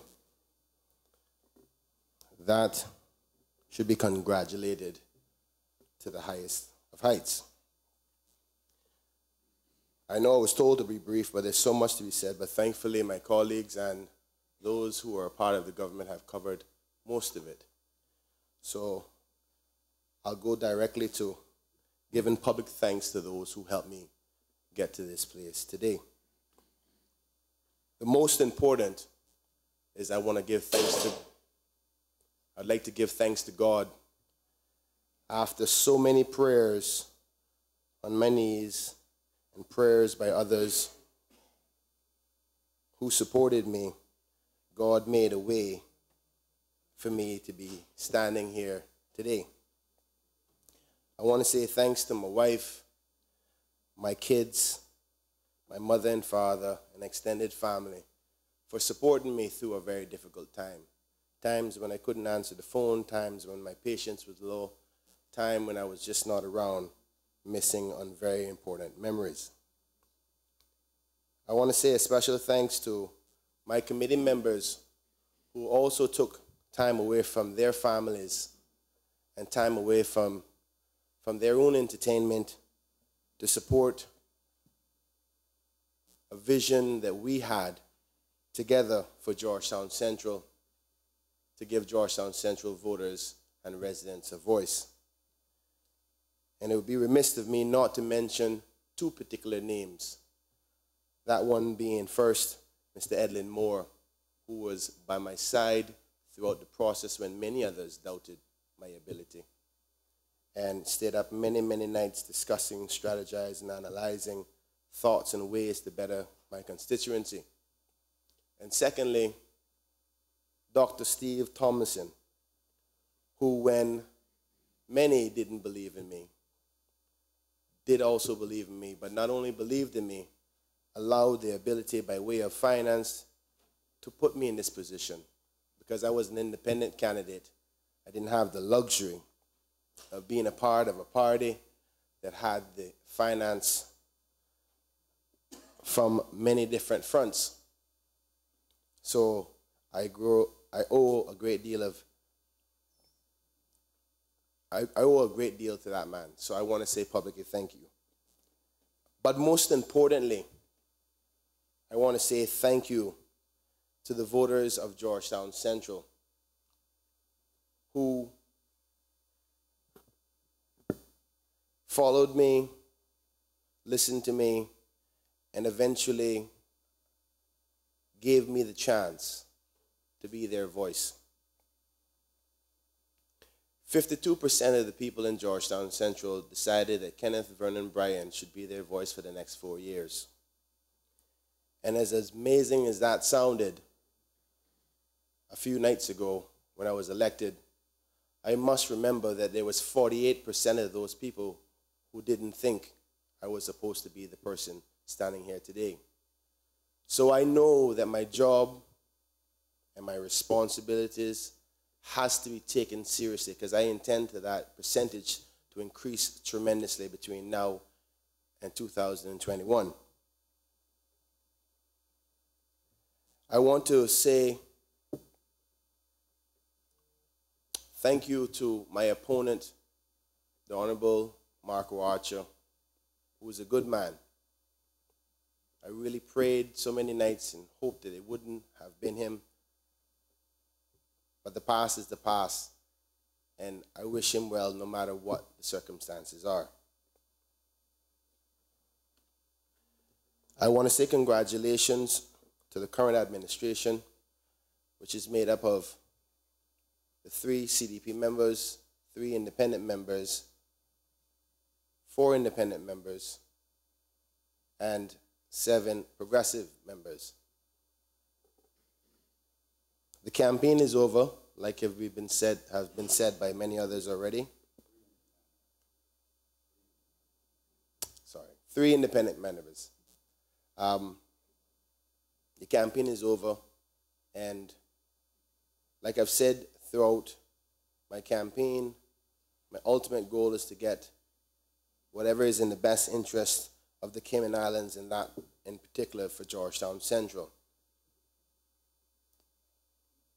So I promise this administration to give the support when necessary and the opposition when necessary. Thankfully to the wisdom of the members upon which I'm in opposition and the guidance, I understand the role of being an opposition member, and it's a very important one to the democratic process. But I can promise you I will not be in opposition just for opposition's sake. There'll be many times that I will vote yes in your favor. At least I hope so. But in the event that I do oppose, it's because it's the will of the people of Georgetown Central, because I intend to keep in good communication with them throughout these 4 years and act on their behalf, but not my own.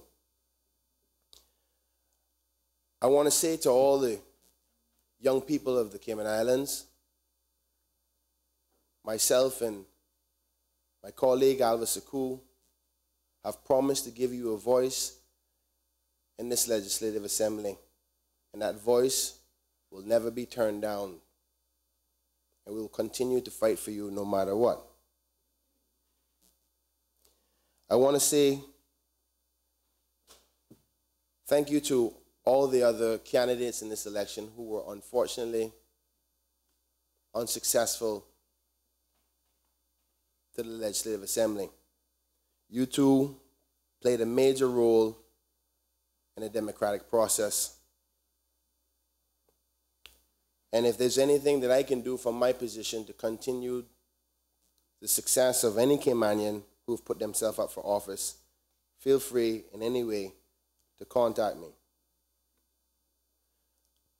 But again, I would like to say, Mr. Bush, thank you. Many may not know of our relationship.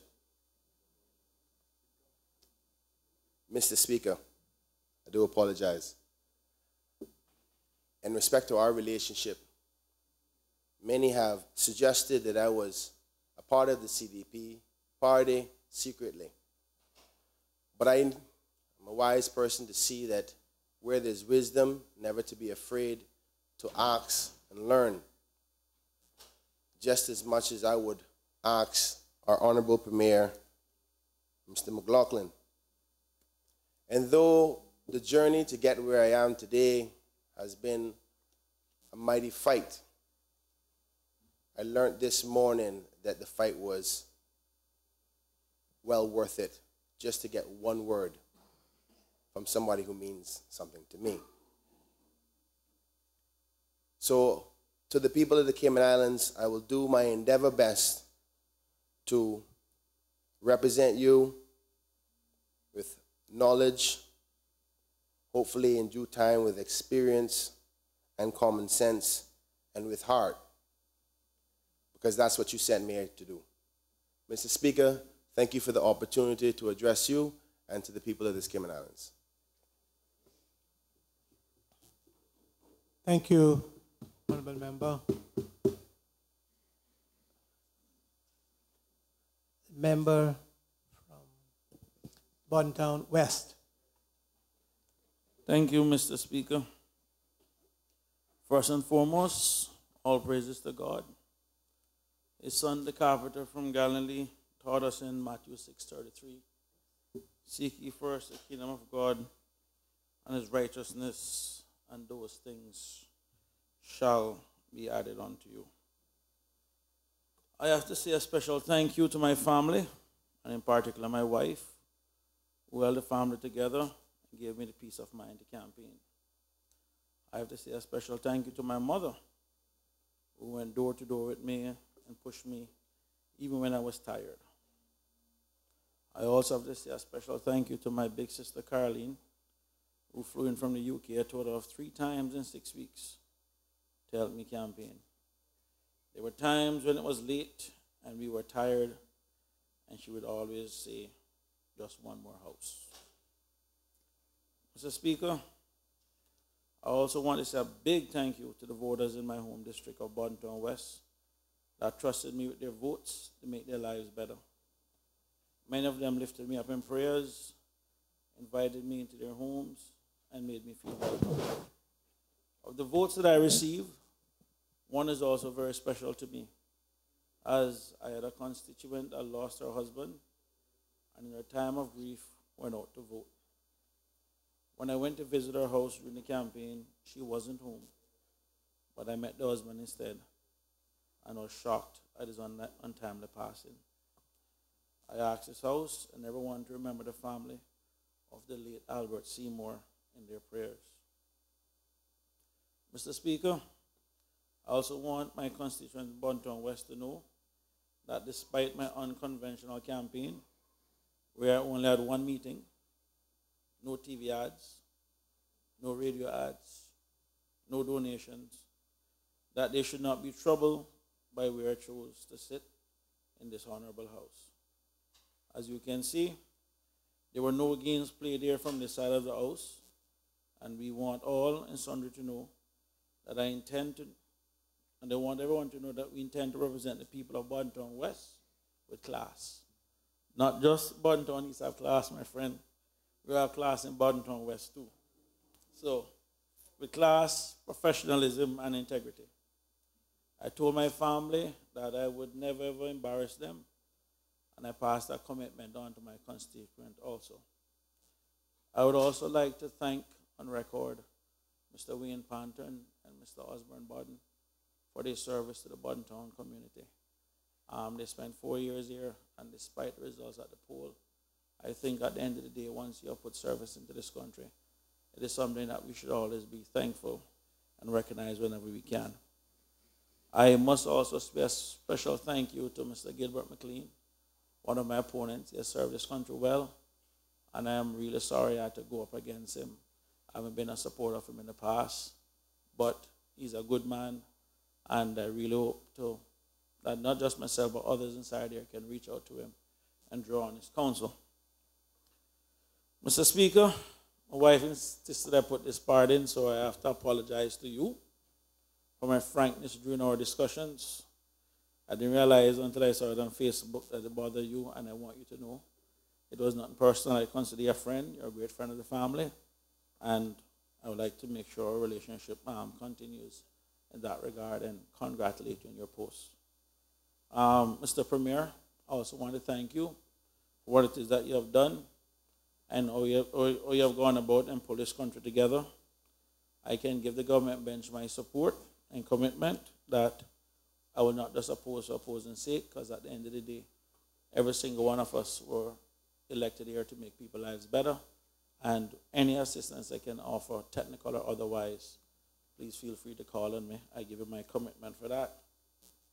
I mean, after all, election is a competition of ideas and ideology, and this house was designed for us to have debate, and through debate we find consensus.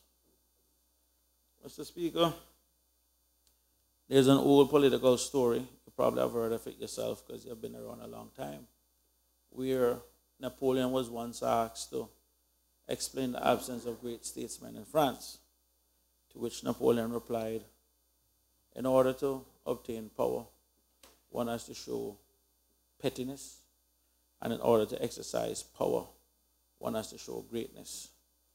You cannot obtain power in a petty way and be great. Either petty or you're great. And I want to give everyone inside here my commitment that I have no intention of being petty. So I just want to put that out there. Mr. Speaker, next year will be 80 years since my grandmother, the late Miss Mack of Champion House, first arrived in these islands.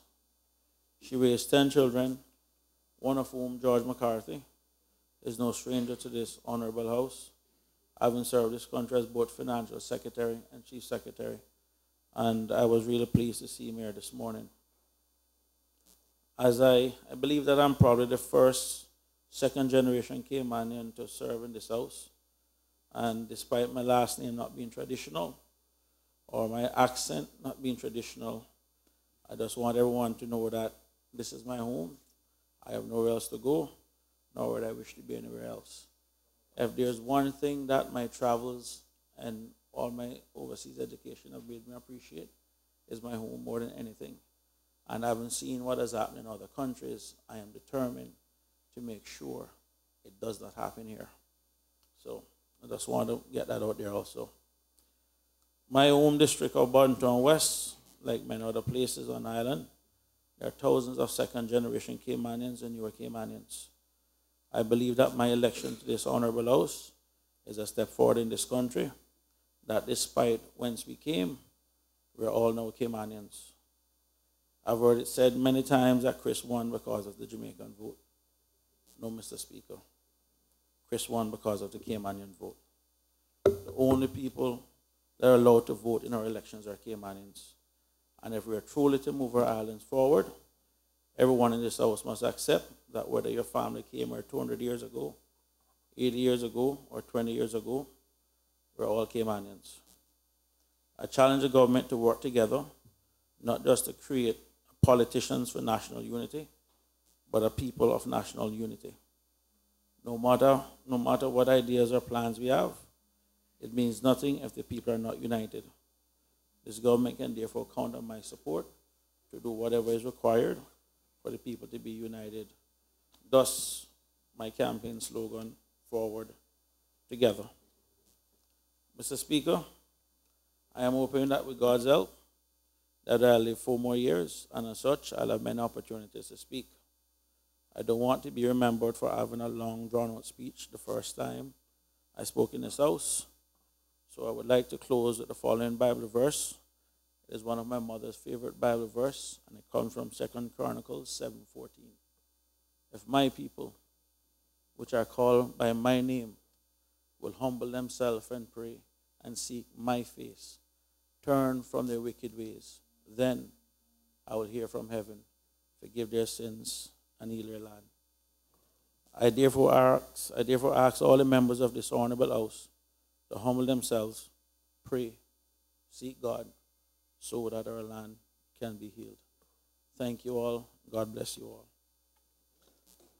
Thank you, Honorable Member. Member from Georgetown South.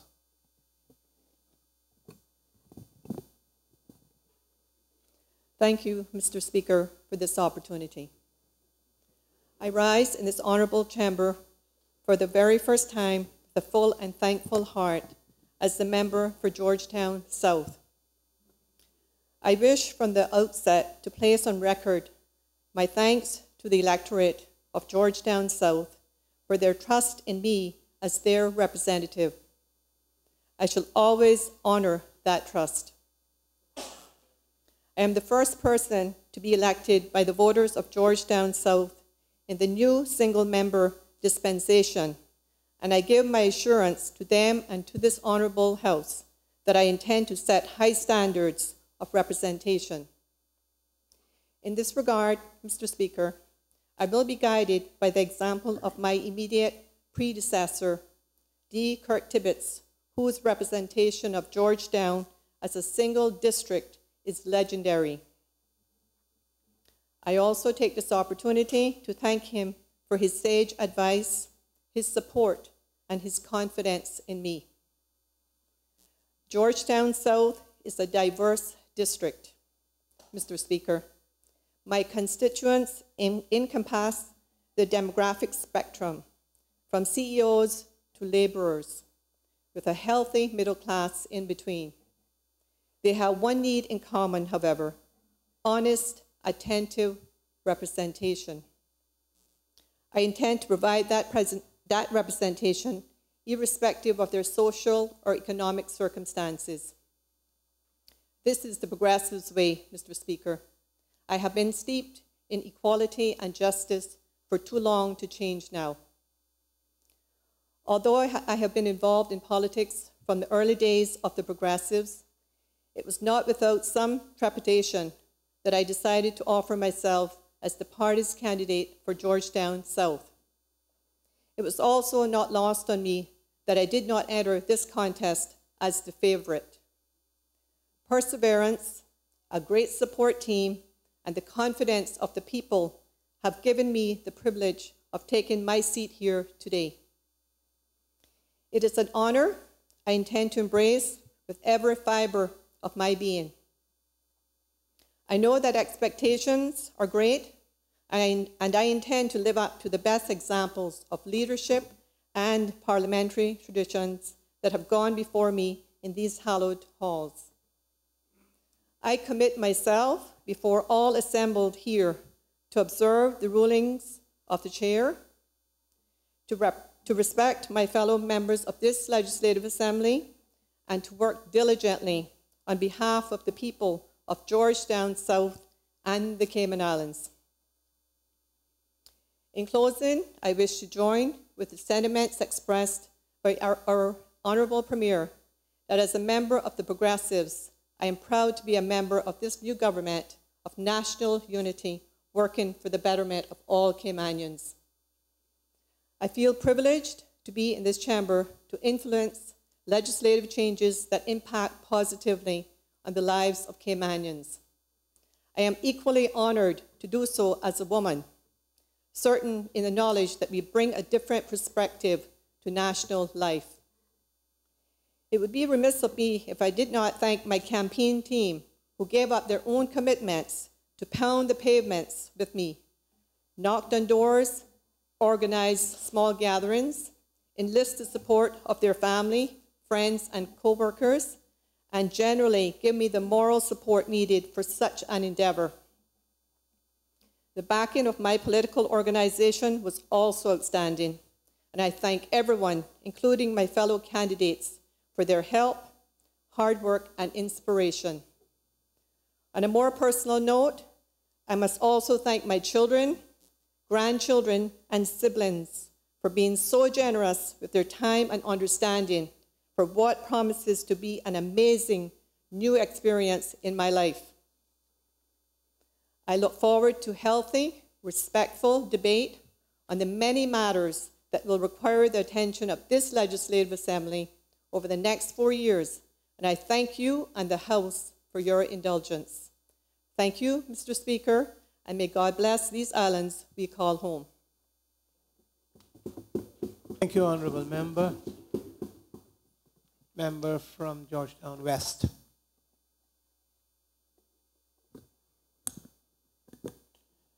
Mr. Speaker, I want to thank you for giving me this opportunity to address this honorable House. Firstly, I want to thank my Almighty God for his blessings, for nothing is possible without him. Today is without doubt the greatest day of my life, but it is bittersweet because of the absence of my parents, Derek and Marguerite White. But I take comfort in knowing they are looking down and smiling proudly.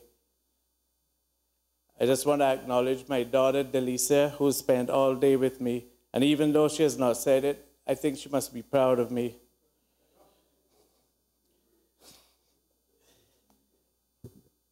If someone had told me 3 months ago that I would be standing here in this most honorable House, giving an acceptance speech as an elected member of the Legislative Assembly, I would never have believed them.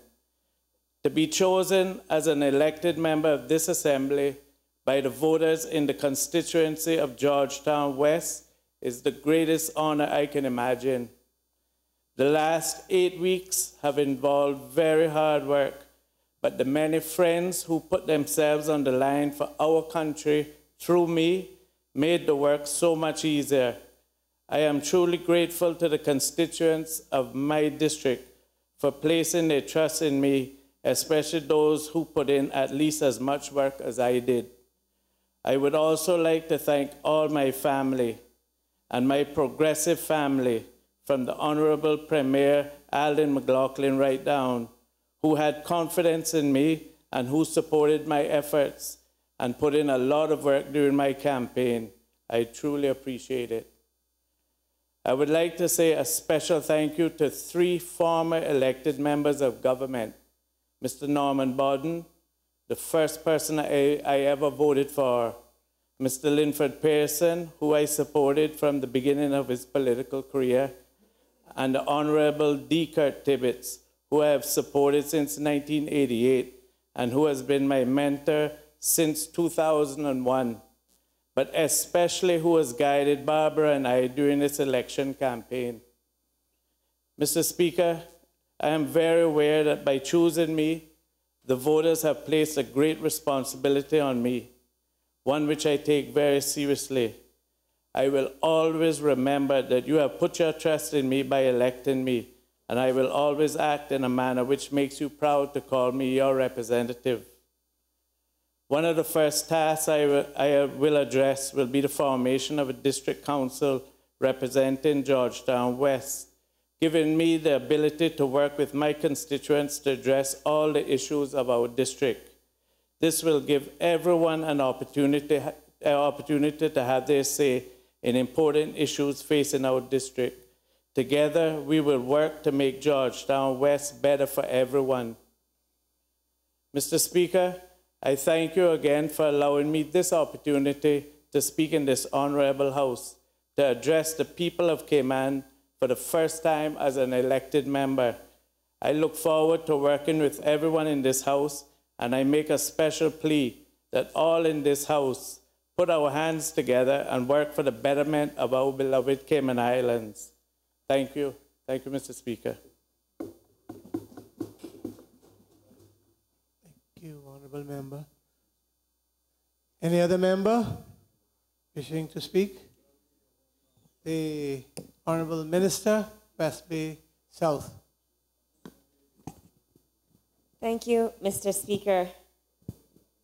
Mr. Speaker, I first would also like to thank God for all of his blessings, his mercy, his grace, for giving me the opportunity to stand here in, I certainly wouldn't want to go as far as saying seasoned position, but certainly as a second-term elected representative, firstly for the District of West Bay, and now in the capacity as a representative for the District of West Bay South under this new dispensation.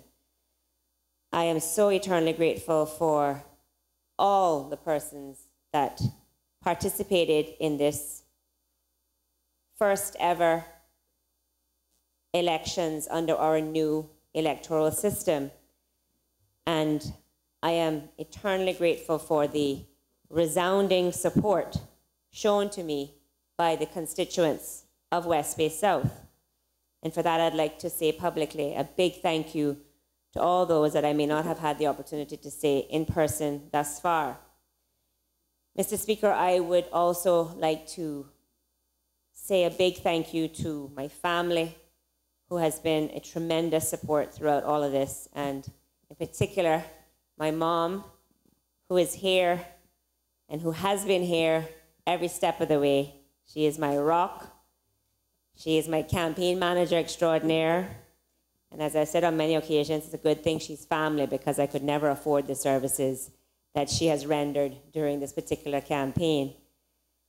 And although I did send him off to school eventually today, I want to acknowledge and recognize my precious son, who also was second in command in Campaign Central for West Bay South.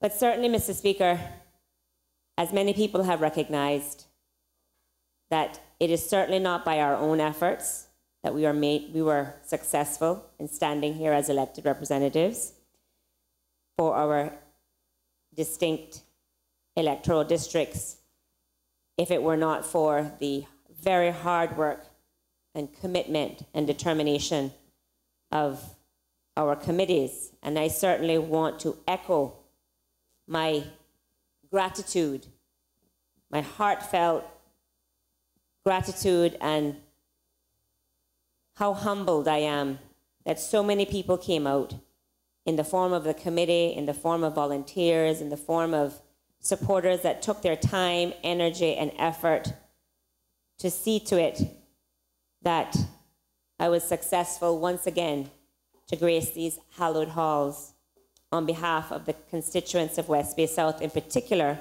but on behalf of the people of the Cayman Islands as a whole.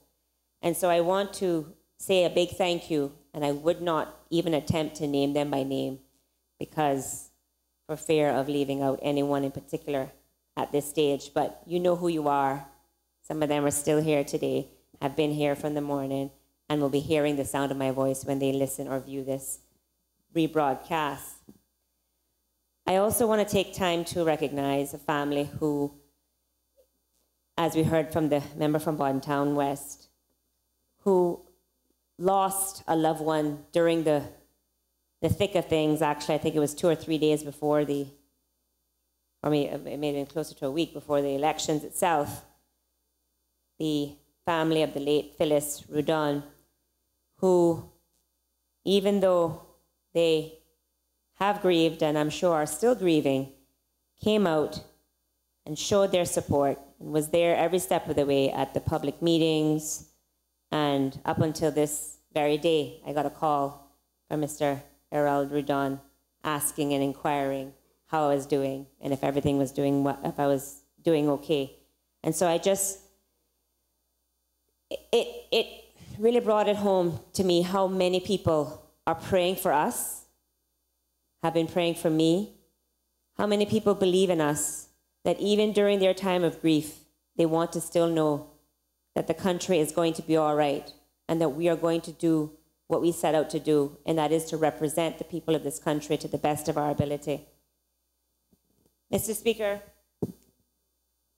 as a second-term MLA, certainly there is still so much to learn, but I'm very grateful for the experiences that I've had during the previous term.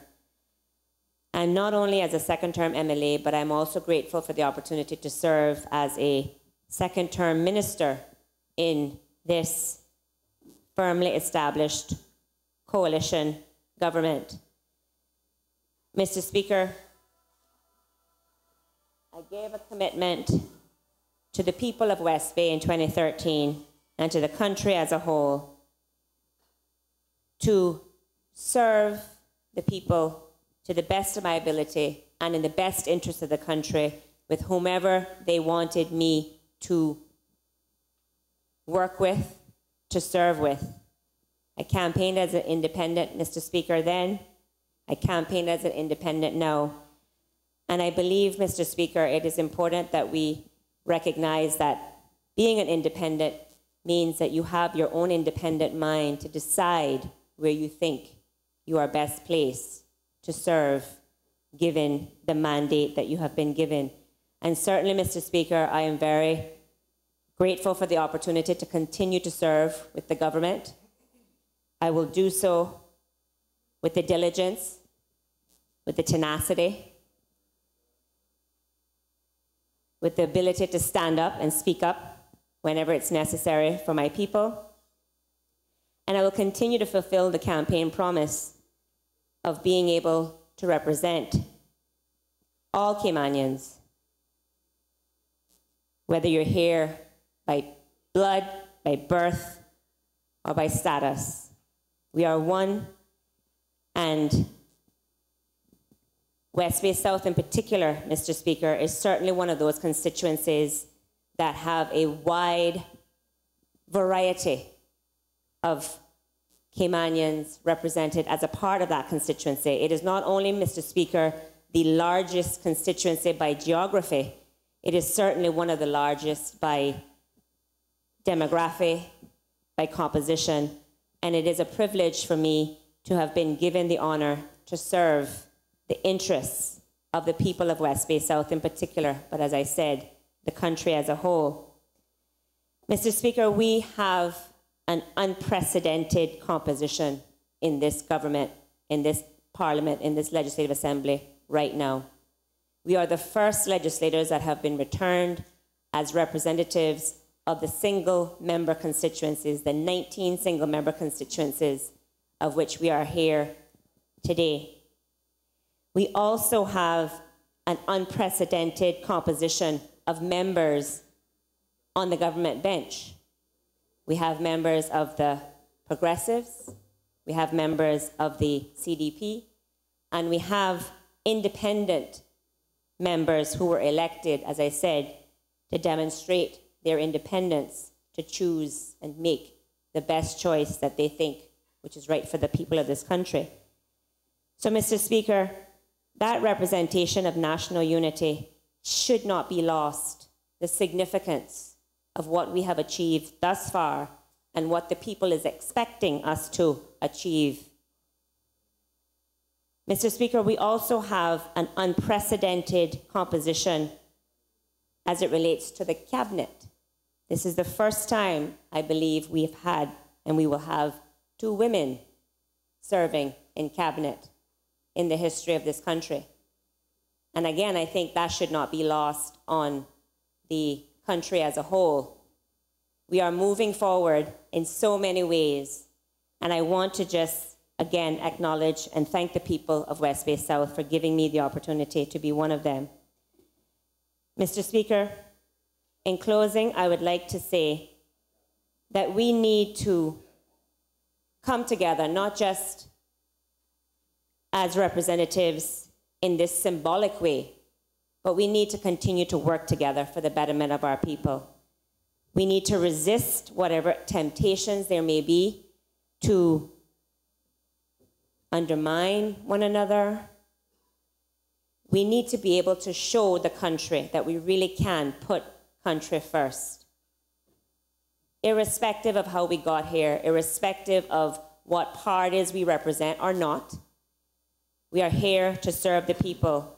And I certainly will do my part, as I've done in the past administration, to make sure that all of the work and effort and achievements that we have been able to achieve thus far will continue, and we will continue the progress going forward as the people expect us to do. Thank you.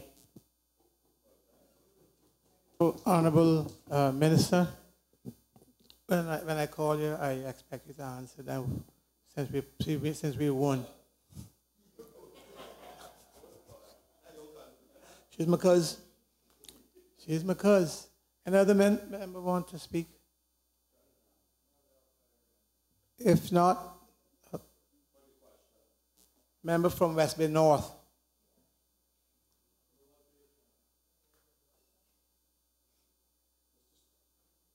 Mr. Speaker, I think I will demonstrate what the Premier asked for is short.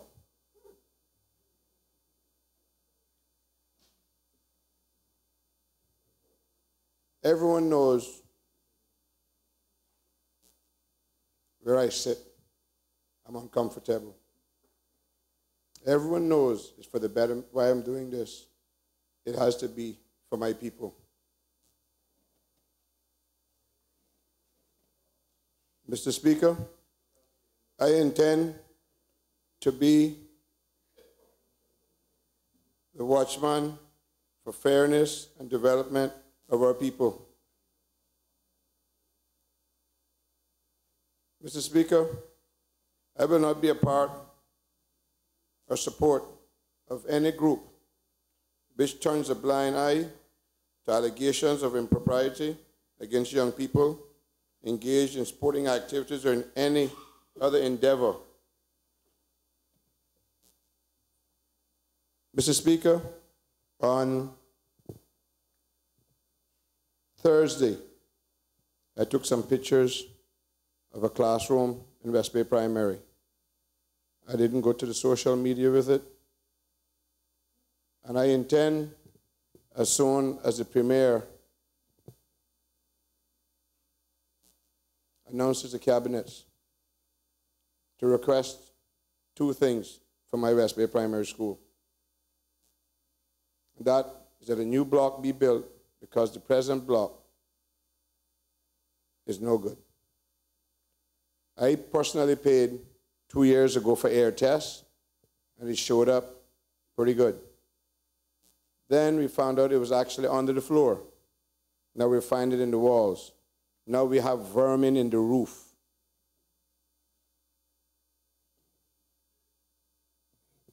Mr. Speaker, earlier on, the Deputy Governor said something about, I can't say nothing because I'm on the government side. I mean, that kind of thing. But if the Deputy Governor thinks that debacles like the fire chief and those things will go unvoiced because I'm sitting over here, this is not the day for it, sir. Plus, the man said it wants to be short. It will be those type of things. When I find them, I will bring it here regardless of where I sit. Because, like I said, I intend for the next 4 years to be a voice for injustice and for fairness throughout this country. If you want to call it racism or you want to call it anti-Caymanism, whatever you desire to call it, the people are screaming for it, that this is going on, and no one is speaking about it. It will be spoken on a lot once the evidence is here. Mr. Speaker, in closing, praise be to God. He saw fit to put us here. People of West Bay North, thank you. The work starts in a few weeks. We're going to do what we have to do. To the newcomers, I am also a second termer. But I looked who came before me, and I looked at some that left before me. One thing I will say, stay humble, stay respectful, leave, do not be pompous. A lot of those who have seemed to come with those things have gone by the wayside. When I first came here, the member from East End said to all the new people, chart your own course. I give the same advice. Whichever side you sit on, there's a man with not much hair from Savannah up on that side. He's a wealth of wisdom and calmness. Use him. Mr. Speaker, thank you very much. Any other member from West Bay Central? Thank you, Mr. Speaker. First, I would like to thank God Almighty for allowing me the privilege to come back to this honorable house. And I want to thank the people of West Bay, especially now the people of West Bay Central, for allowing me to serve them for a 5th consecutive term. I am forever indebted to them for their support. I thank my family, and I know some of the members have mentioned their committees, but I can honestly tell you, there's no committee that's more dedicated than my committee. They are the best of the best. I will promise the people of West Bay Central to be as dedicated and serve them as best I can, as I have done for the last 16 and a half years.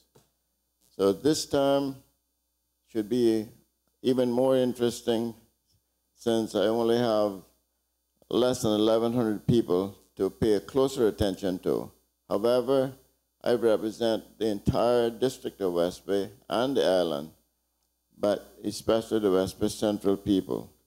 I want to thank them once again. It has been an honor and a privilege to serve you, and I will continue to the best of my ability. Thank you, Mr. Speaker. Thank you very much, Honorable Member. Any other member wishes to speak? Any other member wishes to speak? If not, I'll call on the Premier.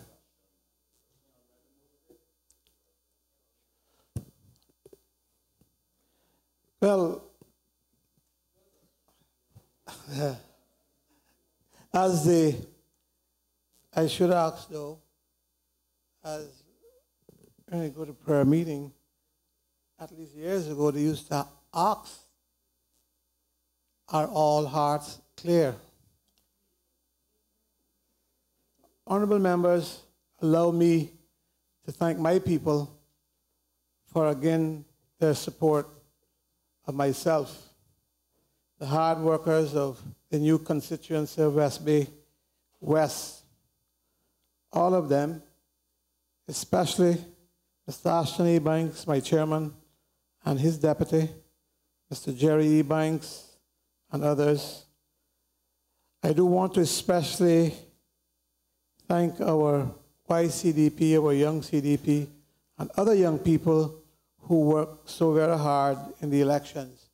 And honorable members, I am sure that you are happy as I am to have seen so many young people get involved after so many, or so much discouragement by people who are saying that everything is bad, everything is going to pieces. Young people came out and were a part, and I am very proud of that. My cousin, Ava, they were the backbone of my campaign. I didn't have time to be much in my constituency, but I do want to thank our district committee also for their hard work. Indeed, I wish to thank my party colleagues and the wider country for the trust they put in me. I am humbled to receive the top votes in these islands, over 71% of those who voted. I am thankful to my loving wife of 42 years, my only son, and my sisters and my brothers and other family members. I have one thing to say. We are a unity government, and we strive for unity in this House. But I must say this, whether you take it political or not, I don't think the party systems are dead. This country returned, 11 of us? Well, some may say 10, but I say my cousin is part of us. She's one of us. 11 of us. 11 of us. And together, our votes were stronger than the independents. So it showed that the country still have faith in organization and in the party system. There's no question about that. Having said that, we are happy for those independents who certainly made their way forward and worked hard. Some didn't have very little meetings, and we have to acknowledge that and say thanks to the people, because it is our democracy. And so I believe in one God, the Father Almighty, maker of heaven and earth, very God, a very God. I trust him, and I know he will make a way for our people in all these issues and problems that we face. We can do it, honorable members. I trust him, and I know God will make a way for us. I thank you for your kindness. The hour is still late. Mr. Premier? Okay. I just want to make sure that nothing else to be said, nothing else to be done. The question is that this Honorable Legislative Assembly do now adjourn sine die. All in favor say aye. Aye. Those against? The ayes have it.